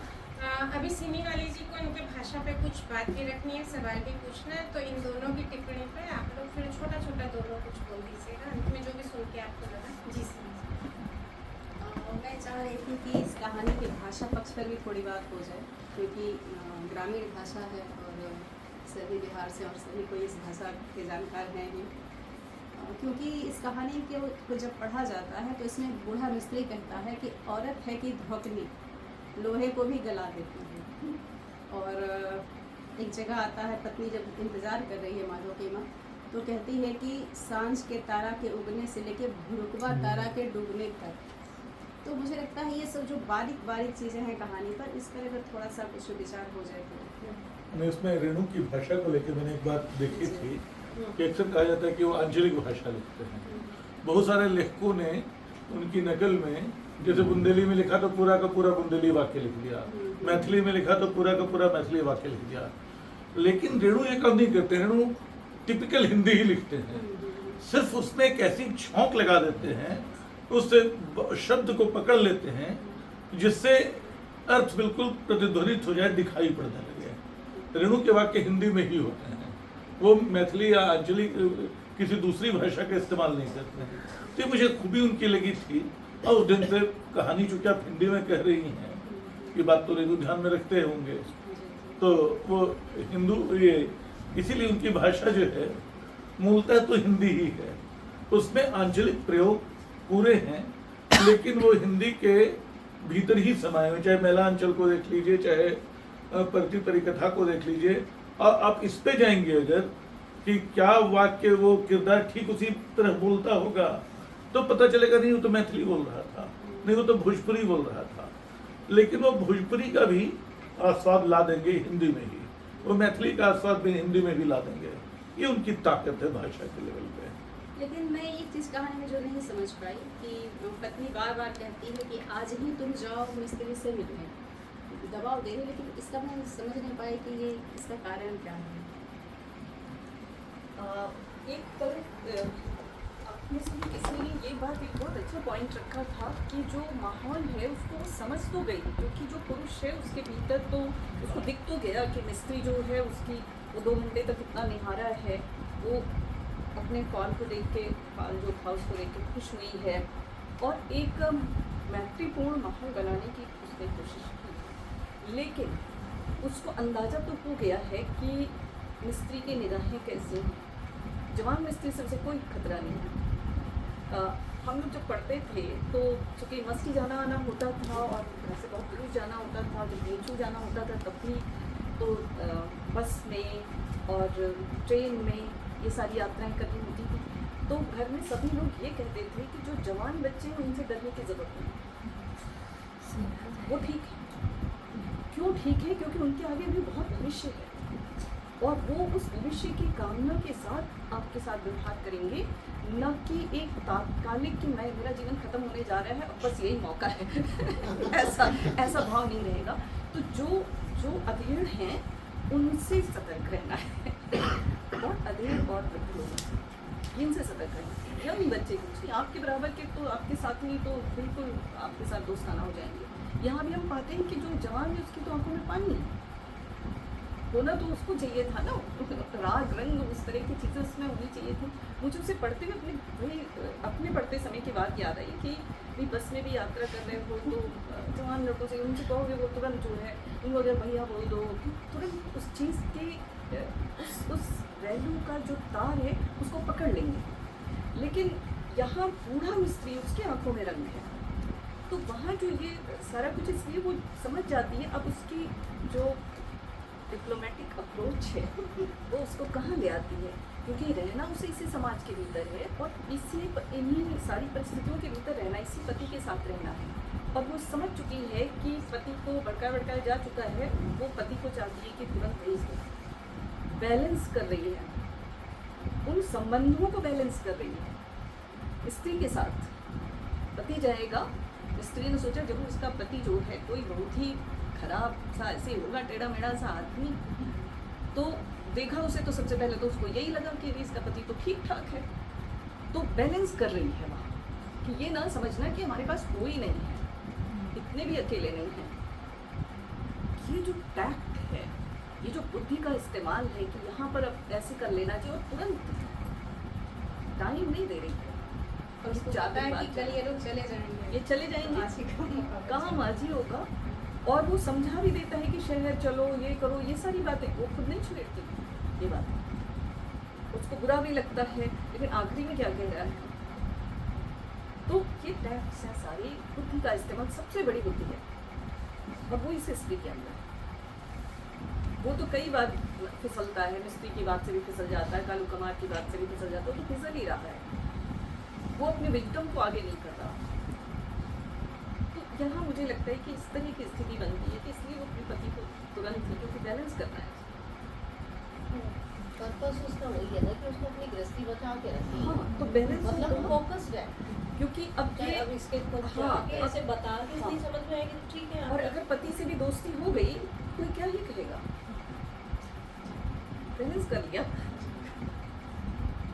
जो सर ने एक बात कही, जो कि उसने जाकर के बीच आया, ये भी एक उसमें का कि आर्थिक पहलू को फोकस करता है कि how she is valuing the money and all. Actually immediately ना लड़ाई करके या गाँव में ला करके बखेरा करके उसने तुरंत उसको ले जा करके सेल कर करके, और मे भी कुछ पैसे उसने अर्जित किए। मतलब जो आगे का वो भी देख रहा है कि कुछ अपने पास भी रखो, ताकि मतलब ये एक रहा होगा, मतलब ये जो है ऐसा मैं दिखता भी है मतलब लोगों में।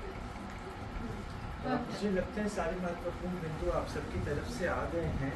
तो अब मैं इस कार्यक्रम, इस कहानी पर अपने विचार जानने के लिए और इस कार्यक्रम का औपचारिक धन्यवाद ज्ञापन करने के लिए इस कार्यक्रम को संयोजित करने वाली आलोचक और चिंतक डॉक्टर रश्मि रावत से निवेदन करेंगे। विशाल पांडे को चिंतक बोलने का मौका नहीं खोना था, तो वो संयोजक भी डॉक्टर कमली रावत के बजाय मुझे ही बोल गए। आज कोई मौका नहीं खोएगा। आप लेट आई ना, अपने वक्तव्य में अल्पना मिश्री जी ने बोला ये बात कि पुरुष चिंतक बोलने को तैयार नहीं है, इसलिए सब हैंड। अब समझ में आया कि क्यों इस शब्द पे इतनी तवज्जो दिए गई है।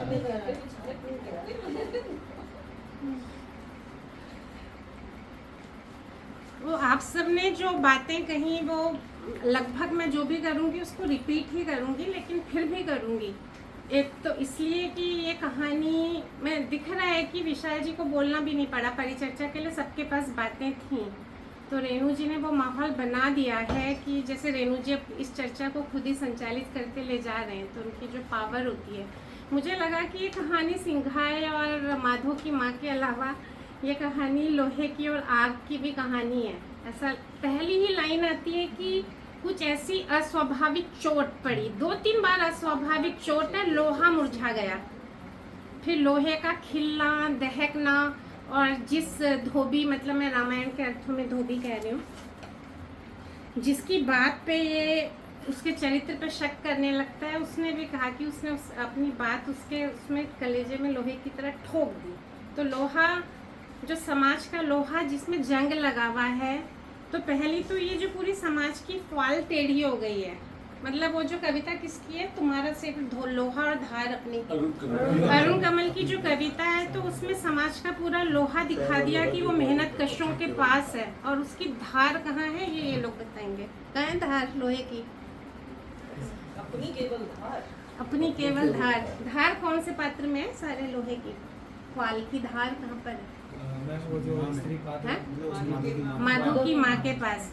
और ये धार माधव की माँ के पास है, मैं स्त्री होने के नाते के अलावा ये भी कहना चाहूँगी, आपकी सारी बातों से सहमत होते हुए कह रही हूँ, अलग होके नहीं, कि जो स्त्री को स्त्री बनाने की, उसको मतलब उसका शोषण करने की पितृसत्ता में जितनी भी प्रॉब्लम्स हैं कि वो घर में कैद रह जाती है, पब्लिक स्फीयर से जुड़ नहीं पाती, तो उस वजह से दिक्कतें तो सारी हैं, लेकिन जो एक लेटेंट हीट होती है, गुप्त उष्मा, वो भी रिलीज वहीं से होगी जब उसने एक अस्वाभाविक चोट से गलत फॉल किया और लिखा है कि लोहा मुरझा गया। ऐसा लगता है लगातार समाज का लोहा कैसे काम करेगा और उसमें धार कैसे आएगी, और ये पूरा समाज की जो भंगिमा टेढ़ी है उसे ठीक होने के लिए आधुनिकता से जुड़ना होगा, और उस गांव जो बद्ध गांव है उसको आधुनिकता से जोड़ने की रेल बिछ रही है। उस रेल तक किसकी आंखें सबसे पहले पहुंची? उसकी, जो उस हायरार्की में सबसे नीचे है। और जब वो टेढ़ा होता है लोहा, फाल उसका, तो ये होता है कि कुल्हार को, कालू लुहार को पक्का पता है कोई मुंह नहीं खोलेगा, और वो ये कहता है कि तुमने आज ही के दिन ऐसा कर लिया, तो वो कहता है कि पंचायत कर लो। ऐसे ही जैसे सारे सोशल मीडिया में भी हमारे पुरुष साथी बोलेंगे कि कोर्ट में चले जाओ, उन्हें पता है विषमता चलती रहेगी, तुम कोर्ट कर लो, तो फिर वो बोलता है पंचायत कर लो। फिर कहते हैं कि सारी बिरादरी आज के दिन यहाँ मौजूद है, तो तुम पूछ के देख लो, तो कोई मुंह नहीं खोलता। गांव की सारी बिरादरी में प्रियदर्शन की ही मुझे एक बात याद आती है कि वो कहते हैं ना कि एक गांव में जाके गांव के बारे में पूछताछ करता है, तो वो कहता है कि यहाँ तो पूरा गांव शराब पीता है, सारे गांव वाले। राजेंद्र यादव ने कहानी सुनाई थी।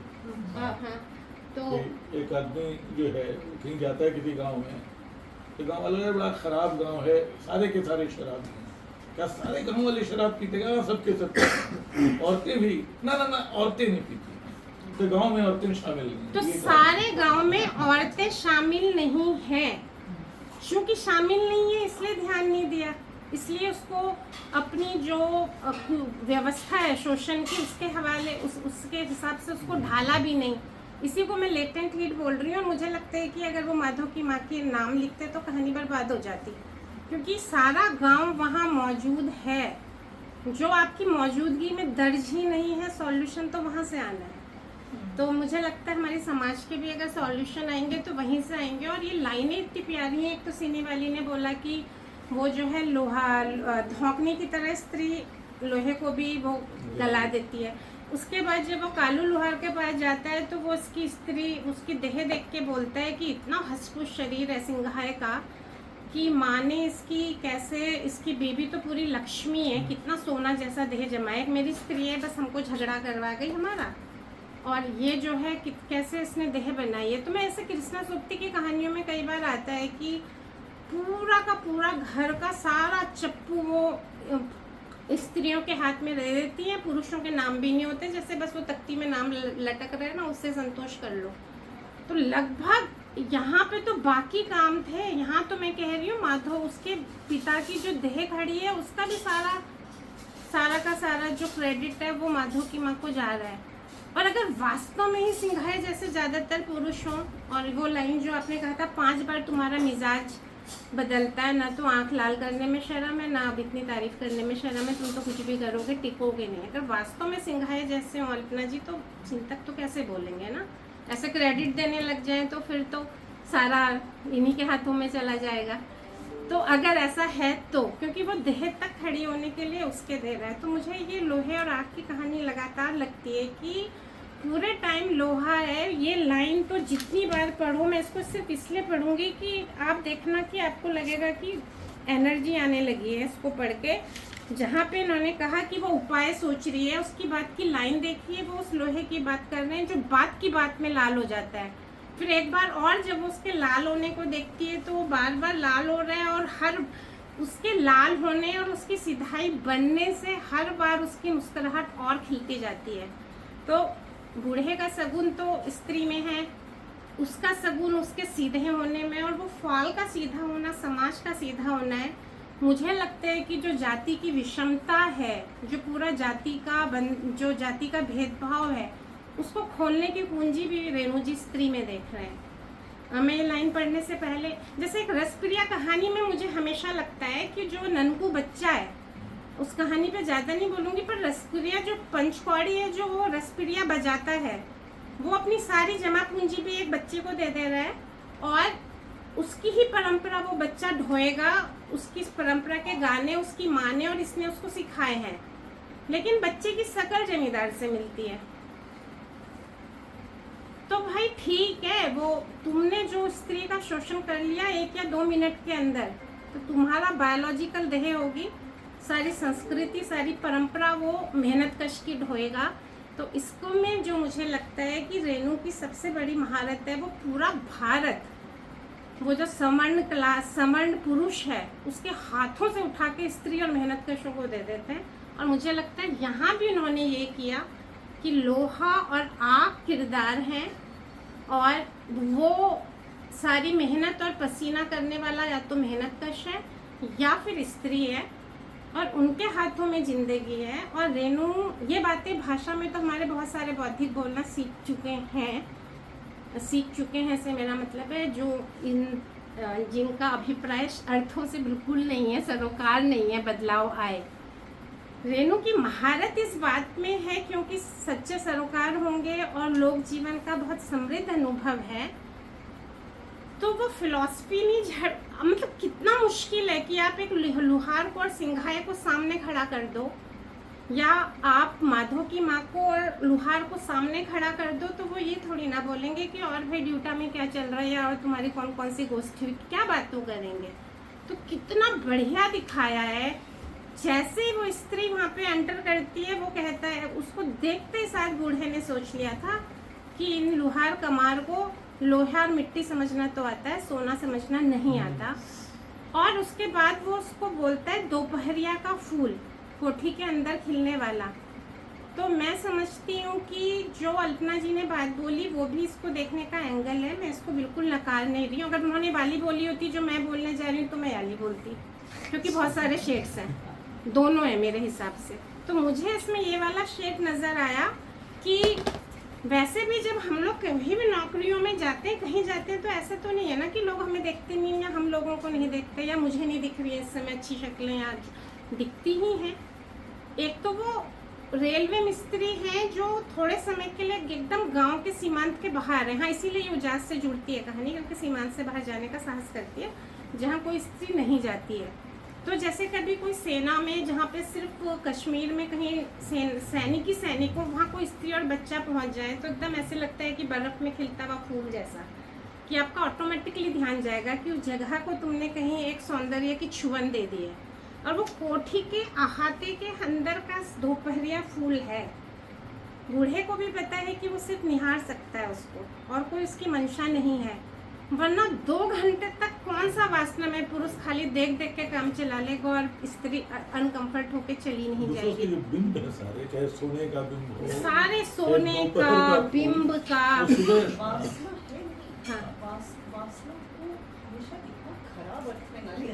वासना के शेड्स, मैं भी शेड्स ही बोल रही हूँ, मैं आपसे बिल्कुल भी असहमत नहीं हूँ। वो शेड तो है ही है, इसीलिए मैंने कहा। मुझे निराला की कहानी भी याद आई, वाली कविता देती थी सबको दाऊ बंधु वाली। उसमें मेरा उसका घूंघट जो गिरने वाला जो 1-2 पैराग्राफ है, वो बूढ़े की निगाहों से है सारा। वो गिरानी भी है, जो स्ट्रैटेजी वाली बात भी मुझे नहीं लगी। वो तो गिरेगा ही ना, हवा चल रही होगी, क्या क्या हो रहा होगा भाई, धौंकनी चल रही, क्या उसको गर्मी नहीं लग रही होगी। अगर हम घूंघट की ही बात करें, मुझे तक दिक्कत होती है। मतलब अगर एक ही घर में हम और भाई हैं तो गर्मी की प्रॉब्लम मुझे ज़्यादा है अपने भाई से। उस जमाने में वो कैसे घूंघट रखेगी भरी दोपहरी में, वो चल रहा है, लोहार की धोकनी है, देख रही है वो कि कैसे लाल हो गया बात की बात में। एक रखना और एक उसको बल्कि बनाए रखना, 2 अलग चीज़ें। अब गर्मी को इससे तो मैं तो नहीं समझती, रिलेट कर सकती, क्योंकि ये सीधा सीधा उस तरह से कि बुर्का है, अगर किसी ने बुर्का पहना है तो हम खुद सोचते हैं कि कितनी गर्मी लग रही होगी, लेकिन वो पहनते हैं, वो कंपल्शन है। वो चाहे वो स्वघोषित कंपल्शन है उनके, या जो भी है मान्यताएं हैं, वो उसको पूरा करने के लिए वो काम कर रहे हैं। फिर वो उनके लिए कोई भी मौसम हो, वो कंपल्शन है वो। तो मुझे लगता है कि एक स्वस्थ सौंदर्य का सहज आकर्षण है जो हमें सूरज को देख के हो सकता है, फूल को देख के, और हम वो वाला जो रागात्मक, ये जो धीमे राग होते हैं जीवन के, उसको जीरो भी नहीं कर सकते। यही रेणु की खासियत है ना कि उसको बनाए रखते हुए वो सारी चीज़ें स्त्री और मेहनत कशों के पक्ष में ढाल ले जाते हैं। तो हो सकता है कि ये हमारी एक दृष्टि, मेहनत कशों के यहाँ बहुत अलग चीज़ें थोड़ी सी होती हैं, और मैं इसको इस अंदाज, मैंने जो भूमिका बनाई थी अल्पना जी, वो मैंने ये बात कहने के लिए बनाई थी कि जो घर की मुर्गी दाल बराबर जो चीज़ें होती हैं, वो सबसे ज़्यादा तो दाल बनता है स्त्रियों का ही। I mean कि जो घर में होने के बाद, ये तो बहुत कहानियाँ इसमें लिखी गई हैं कि उसकी प्रतिभा को नहीं देखा जाता है, बल्कि आप मोस्ट एफिशिएंट बैचलर से शादी करते हैं, किसी संगीतज्ञ से, लेखिका से, फिर घर जाके उसको सब कुछ बंद हो जाता है, आपको ये दिखाया जाता है। तो जब स्त्री बाहर पब्लिक स्फीयर में निकलती है तो वो पहला कन्फ्रंटेशन उसका होता है जब उसकी प्रतिभा को वास्तव में उभारा जाता है। हमारे घरों में भी यही है कि जैसे हमें लगता है कि अगर हमारे प्रोफेसरों ने थोड़ा सा हमारे बारे में पब्लिक स्फीयर में बोल दिया होता है तो बहुत जल्दी खिल जाते हैं। तो वो बोल रहा है कि सोने को नहीं पहचाना, उसकी ब्यूटी की बात कर रहा है, और कहीं ना कहीं मेरे को नहीं लगता कि बहुत स्वस्थ बोध से वो जांच रहा है, ये जो स्त्री रोज हमें दूध पिला के जाती है और इतनी अच्छी सी है, क्या उसका पति उसके लायक भी है? खुश होता है वो कि इसकी देह भी बड़ी अच्छी है, और मैंने तो इसे ऐसी समझा था, लुहार मारा, तो खुश होता है वो उसके लिए। उसके दिमाग में कुछ पाने जैसी भावना नहीं है। और जब शुरू में स्त्रियों के लिए कहानी लिखी गई थी शुरू में, तो दिखाते थे कि जब स्त्री जरूरत पड़ती है तो अनपढ़ नहीं होनी चाहिए, और पति जब मुसीबत में आता है तो वो घूंघट छोड़ के जाती है। हिंदी की शुरुआती कहानियों में तो वो बड़ी स्वार्थी सी दिखाते थे, जैसे उसका काम बन गया वो फिर से घूंघट में आ गई। I mean, अब उसको पति के दोस्तों से मतलब नहीं है जिनसे उसने सारा वो किया। मैं सोचती थी कि इन कहानियों को पढ़ के पुरुष लोग हमें हमेशा स्वार्थी ही समझते हैं, लेकिन यहाँ अगर देखेंगे इसका इतना स्वस्थ व्यक्तित्व है। वो जब चाहती दूध देना बंद कर सकती थी, वो अंतिम दिन तक दे रही है। वो इतनी सौर से उसके लिए श्री पंचमी का सगुन लेके गई है, जबकि वो उनके गांव की प्रथा है, बाहर वाले की नहीं है। उसने देखा, उन्होंने अपने पति और बच्चे का भी गैस बंद कर दिया, और वो कबूतर सब इतना थाल सजा के गई है। और ये मुझे लगता है कि उसका ये एक स्ट्रेटजी से ज़्यादा एक जो मेहनत कश की एक आंतरिक चरित्र, जो एक आंतरिक उसके अंदर एक कृतज्ञता, और मैं तुम्हारे लिए जो कर सकती हूँ मैं वो कर रही हूँ, तुम मेरे लिए जो कर सकते हो वो करो। और यहीं से वो एक आधुनिकता की दुनिया से, पढ़ाई की दुनिया से जुड़ते हैं।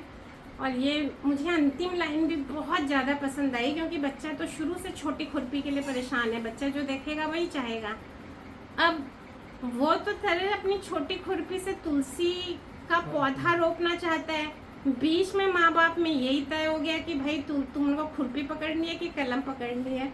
तो बाद में हो जाता है हम तो बैल बुद्धि हैं। और एक नज़र ये भी आती है, जब वो अपनी थोड़ी सी सफाई देने की सोचती है तो वो कहता है, अरे पगली, क्या मेरी अपनी खुद की नज़र नहीं है? तो अगर वो शहर वाले से नहीं मिलता, अगर वो कालू लुहार की आंखों से अपनी पत्नी को ना देखता, तो वो जो पब्लिक स्फीयर की एप्रिशिएशंस हैं उनको पाने के बाद पति की नज़र बदली है पत्नी के लिए। तो वो जो पब्लिक स्फीयर का कन्फ्रंटेशन है, और इस कहानी को पढ़ के मुझे समझ में आया कि अगर हमें रोका जाता है तो बहुत ठीक रोका जाता है। भाई ये तो एकदम ताकत बढ़ा देगा तुम्हारी, बहुत एक घटना उसकी और ताकत बढ़ गई।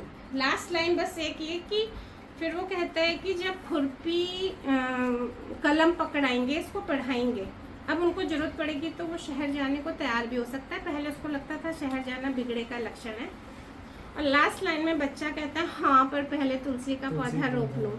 वो एक प्यारी सी चीज़ है कि जो चल रहा है समाज में, मैंने गाँव में जो भी स्थितियाँ हैं हम उसके सौंदर्य को भी साधेंगे, उसे भी रोपेंगे। अगर वहाँ श्री पंचमी है तो जैसे कई बार मार्क्सवादी लोग बड़ी परंपराओं मान्यताओं को एक फ्लैट लाइन में नकार देते हैं, तो उस समय की जो चीज़ है, भाई हम ये प्रथा मान रहे हैं या हमें तुलसी का पौधा रोपना है तो फिलहाल रोप रहे हैं, लेकिन कलम पकड़ के आगे चेतना भी जाएगी। तो मुझे पिछली गोष्ठी में भी मैंने ये वाक्य कहा था, और इसमें भी मुझे बदसूरती को जलने का, विषमता के जलने का सौंदर्य दिखाई दिया। जगह जगह पे आग है। मैं बिल्कुल अल्पना जी ने तो बहुत ही बारीक सी बातें कहीं जो हम सबके दिमाग में थी। प्रियदर्शन जी ने भी इतनी सारी बातें इस कहानी के बारे में बोली जिस पर डायरेक्ट ध्यान नहीं जाता, लेकिन हमने इससे 2-3 गोष्ठियों पहले ये चीज़ भांप ही ली थी कि हर कहानी में एक स्त्री और पुरुष वक्ता जरूर ही होने चाहिए। आपस में बात हुई थी हमारी, उस दिन आप थे यहीं हुई थी। तो वो है ही है कि जो लेटेंट गुप्त ऊष्माएं जो समाज की है ना, तो उनकी लिखी हुई चिट्ठियाँ गुप्त ऊष्माओं तक ही पहुँचती हैं। तो ये तो होता ही है, इसलिए कुछ तो ऐसी चीज़ें आनी ही थी जो जल्दी से पुरुषों का ध्यान ना जाता है जिसमें। तो वो एक देखा भी होगा आपने कि मेल गेज और फीमेल गेज को लेके फ़र्क आ गया। तो मैं बहुत ही अच्छी इस चर्चा के लिए मैं सबका आभार व्यक्त करती हूँ। प्रमोद द्विवेदी जी इतने ध्यान से सुन रहे हैं, सब लोग इतनी गर्मी में इतनी दूर से आए हैं। गोष्ठी खत्म होने के बाद हम इस पे बात भी करेंगे कि क्या 2-3 महीने हम 5 बजे इसका कार्यक्रम रखें। मैं सबका धन्यवाद करने के बाद मैं इनके ही एक पैराग्राफ से बस लाइन ख़त्म करना चाहती हूँ, ताकि ये जो लोहे और आग की मजबूती है वो पता चले और ये किसके हाथ में है। तो जिनके हाथों में है वो एक न एक दिन तो अपनी शक्ति ले ही लेंगे, सबकी लफ्फाजियाँ धरी रह जाएंगी। मुझे लगता है हमारे लफ्फाज समय में ये लफ्फाजी को चीर के रख देने वाली, संवेदना तक पहुँचने वाली कहानी है। तो रेणु जी की भी शुक्रगुजार हूँ मैं कि उन्होंने उजास की ओर की यात्रा को हमारे लिए संभव बनाया। इसके लिए सामने सिर पंचमी का शकुन नाक काट ली कालू की बीबी ने, काट ली नहीं टेढ़ी कर दी। क्या किया जाए? उसने चूल्हे से निकलते हुए फाल की ओर देखा। ऐंठा हुआ काला कलूटा लोहे का टुकड़ा, भद्दा साकार असगुन। माधो की माँ के सामने कोयले की लहलहाती हुई भट्ठी बार बार लहक उठती है। कोयले के बड़े बड़े टुकड़े, लपलपाती लपटें, बड़े बड़े हथौड़े।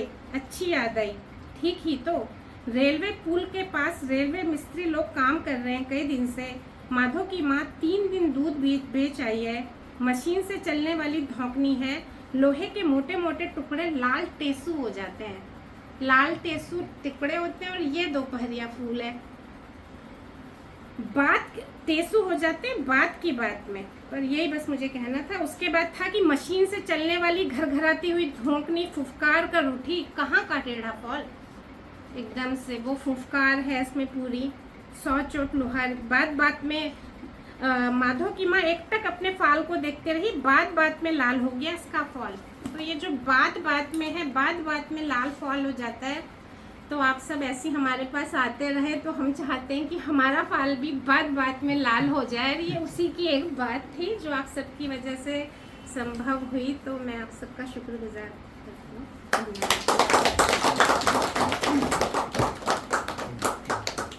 आप इतना अच्छा बोलती है ना, इसलिए लगातार सुनते मन पड़ता है। यही तारीफ है।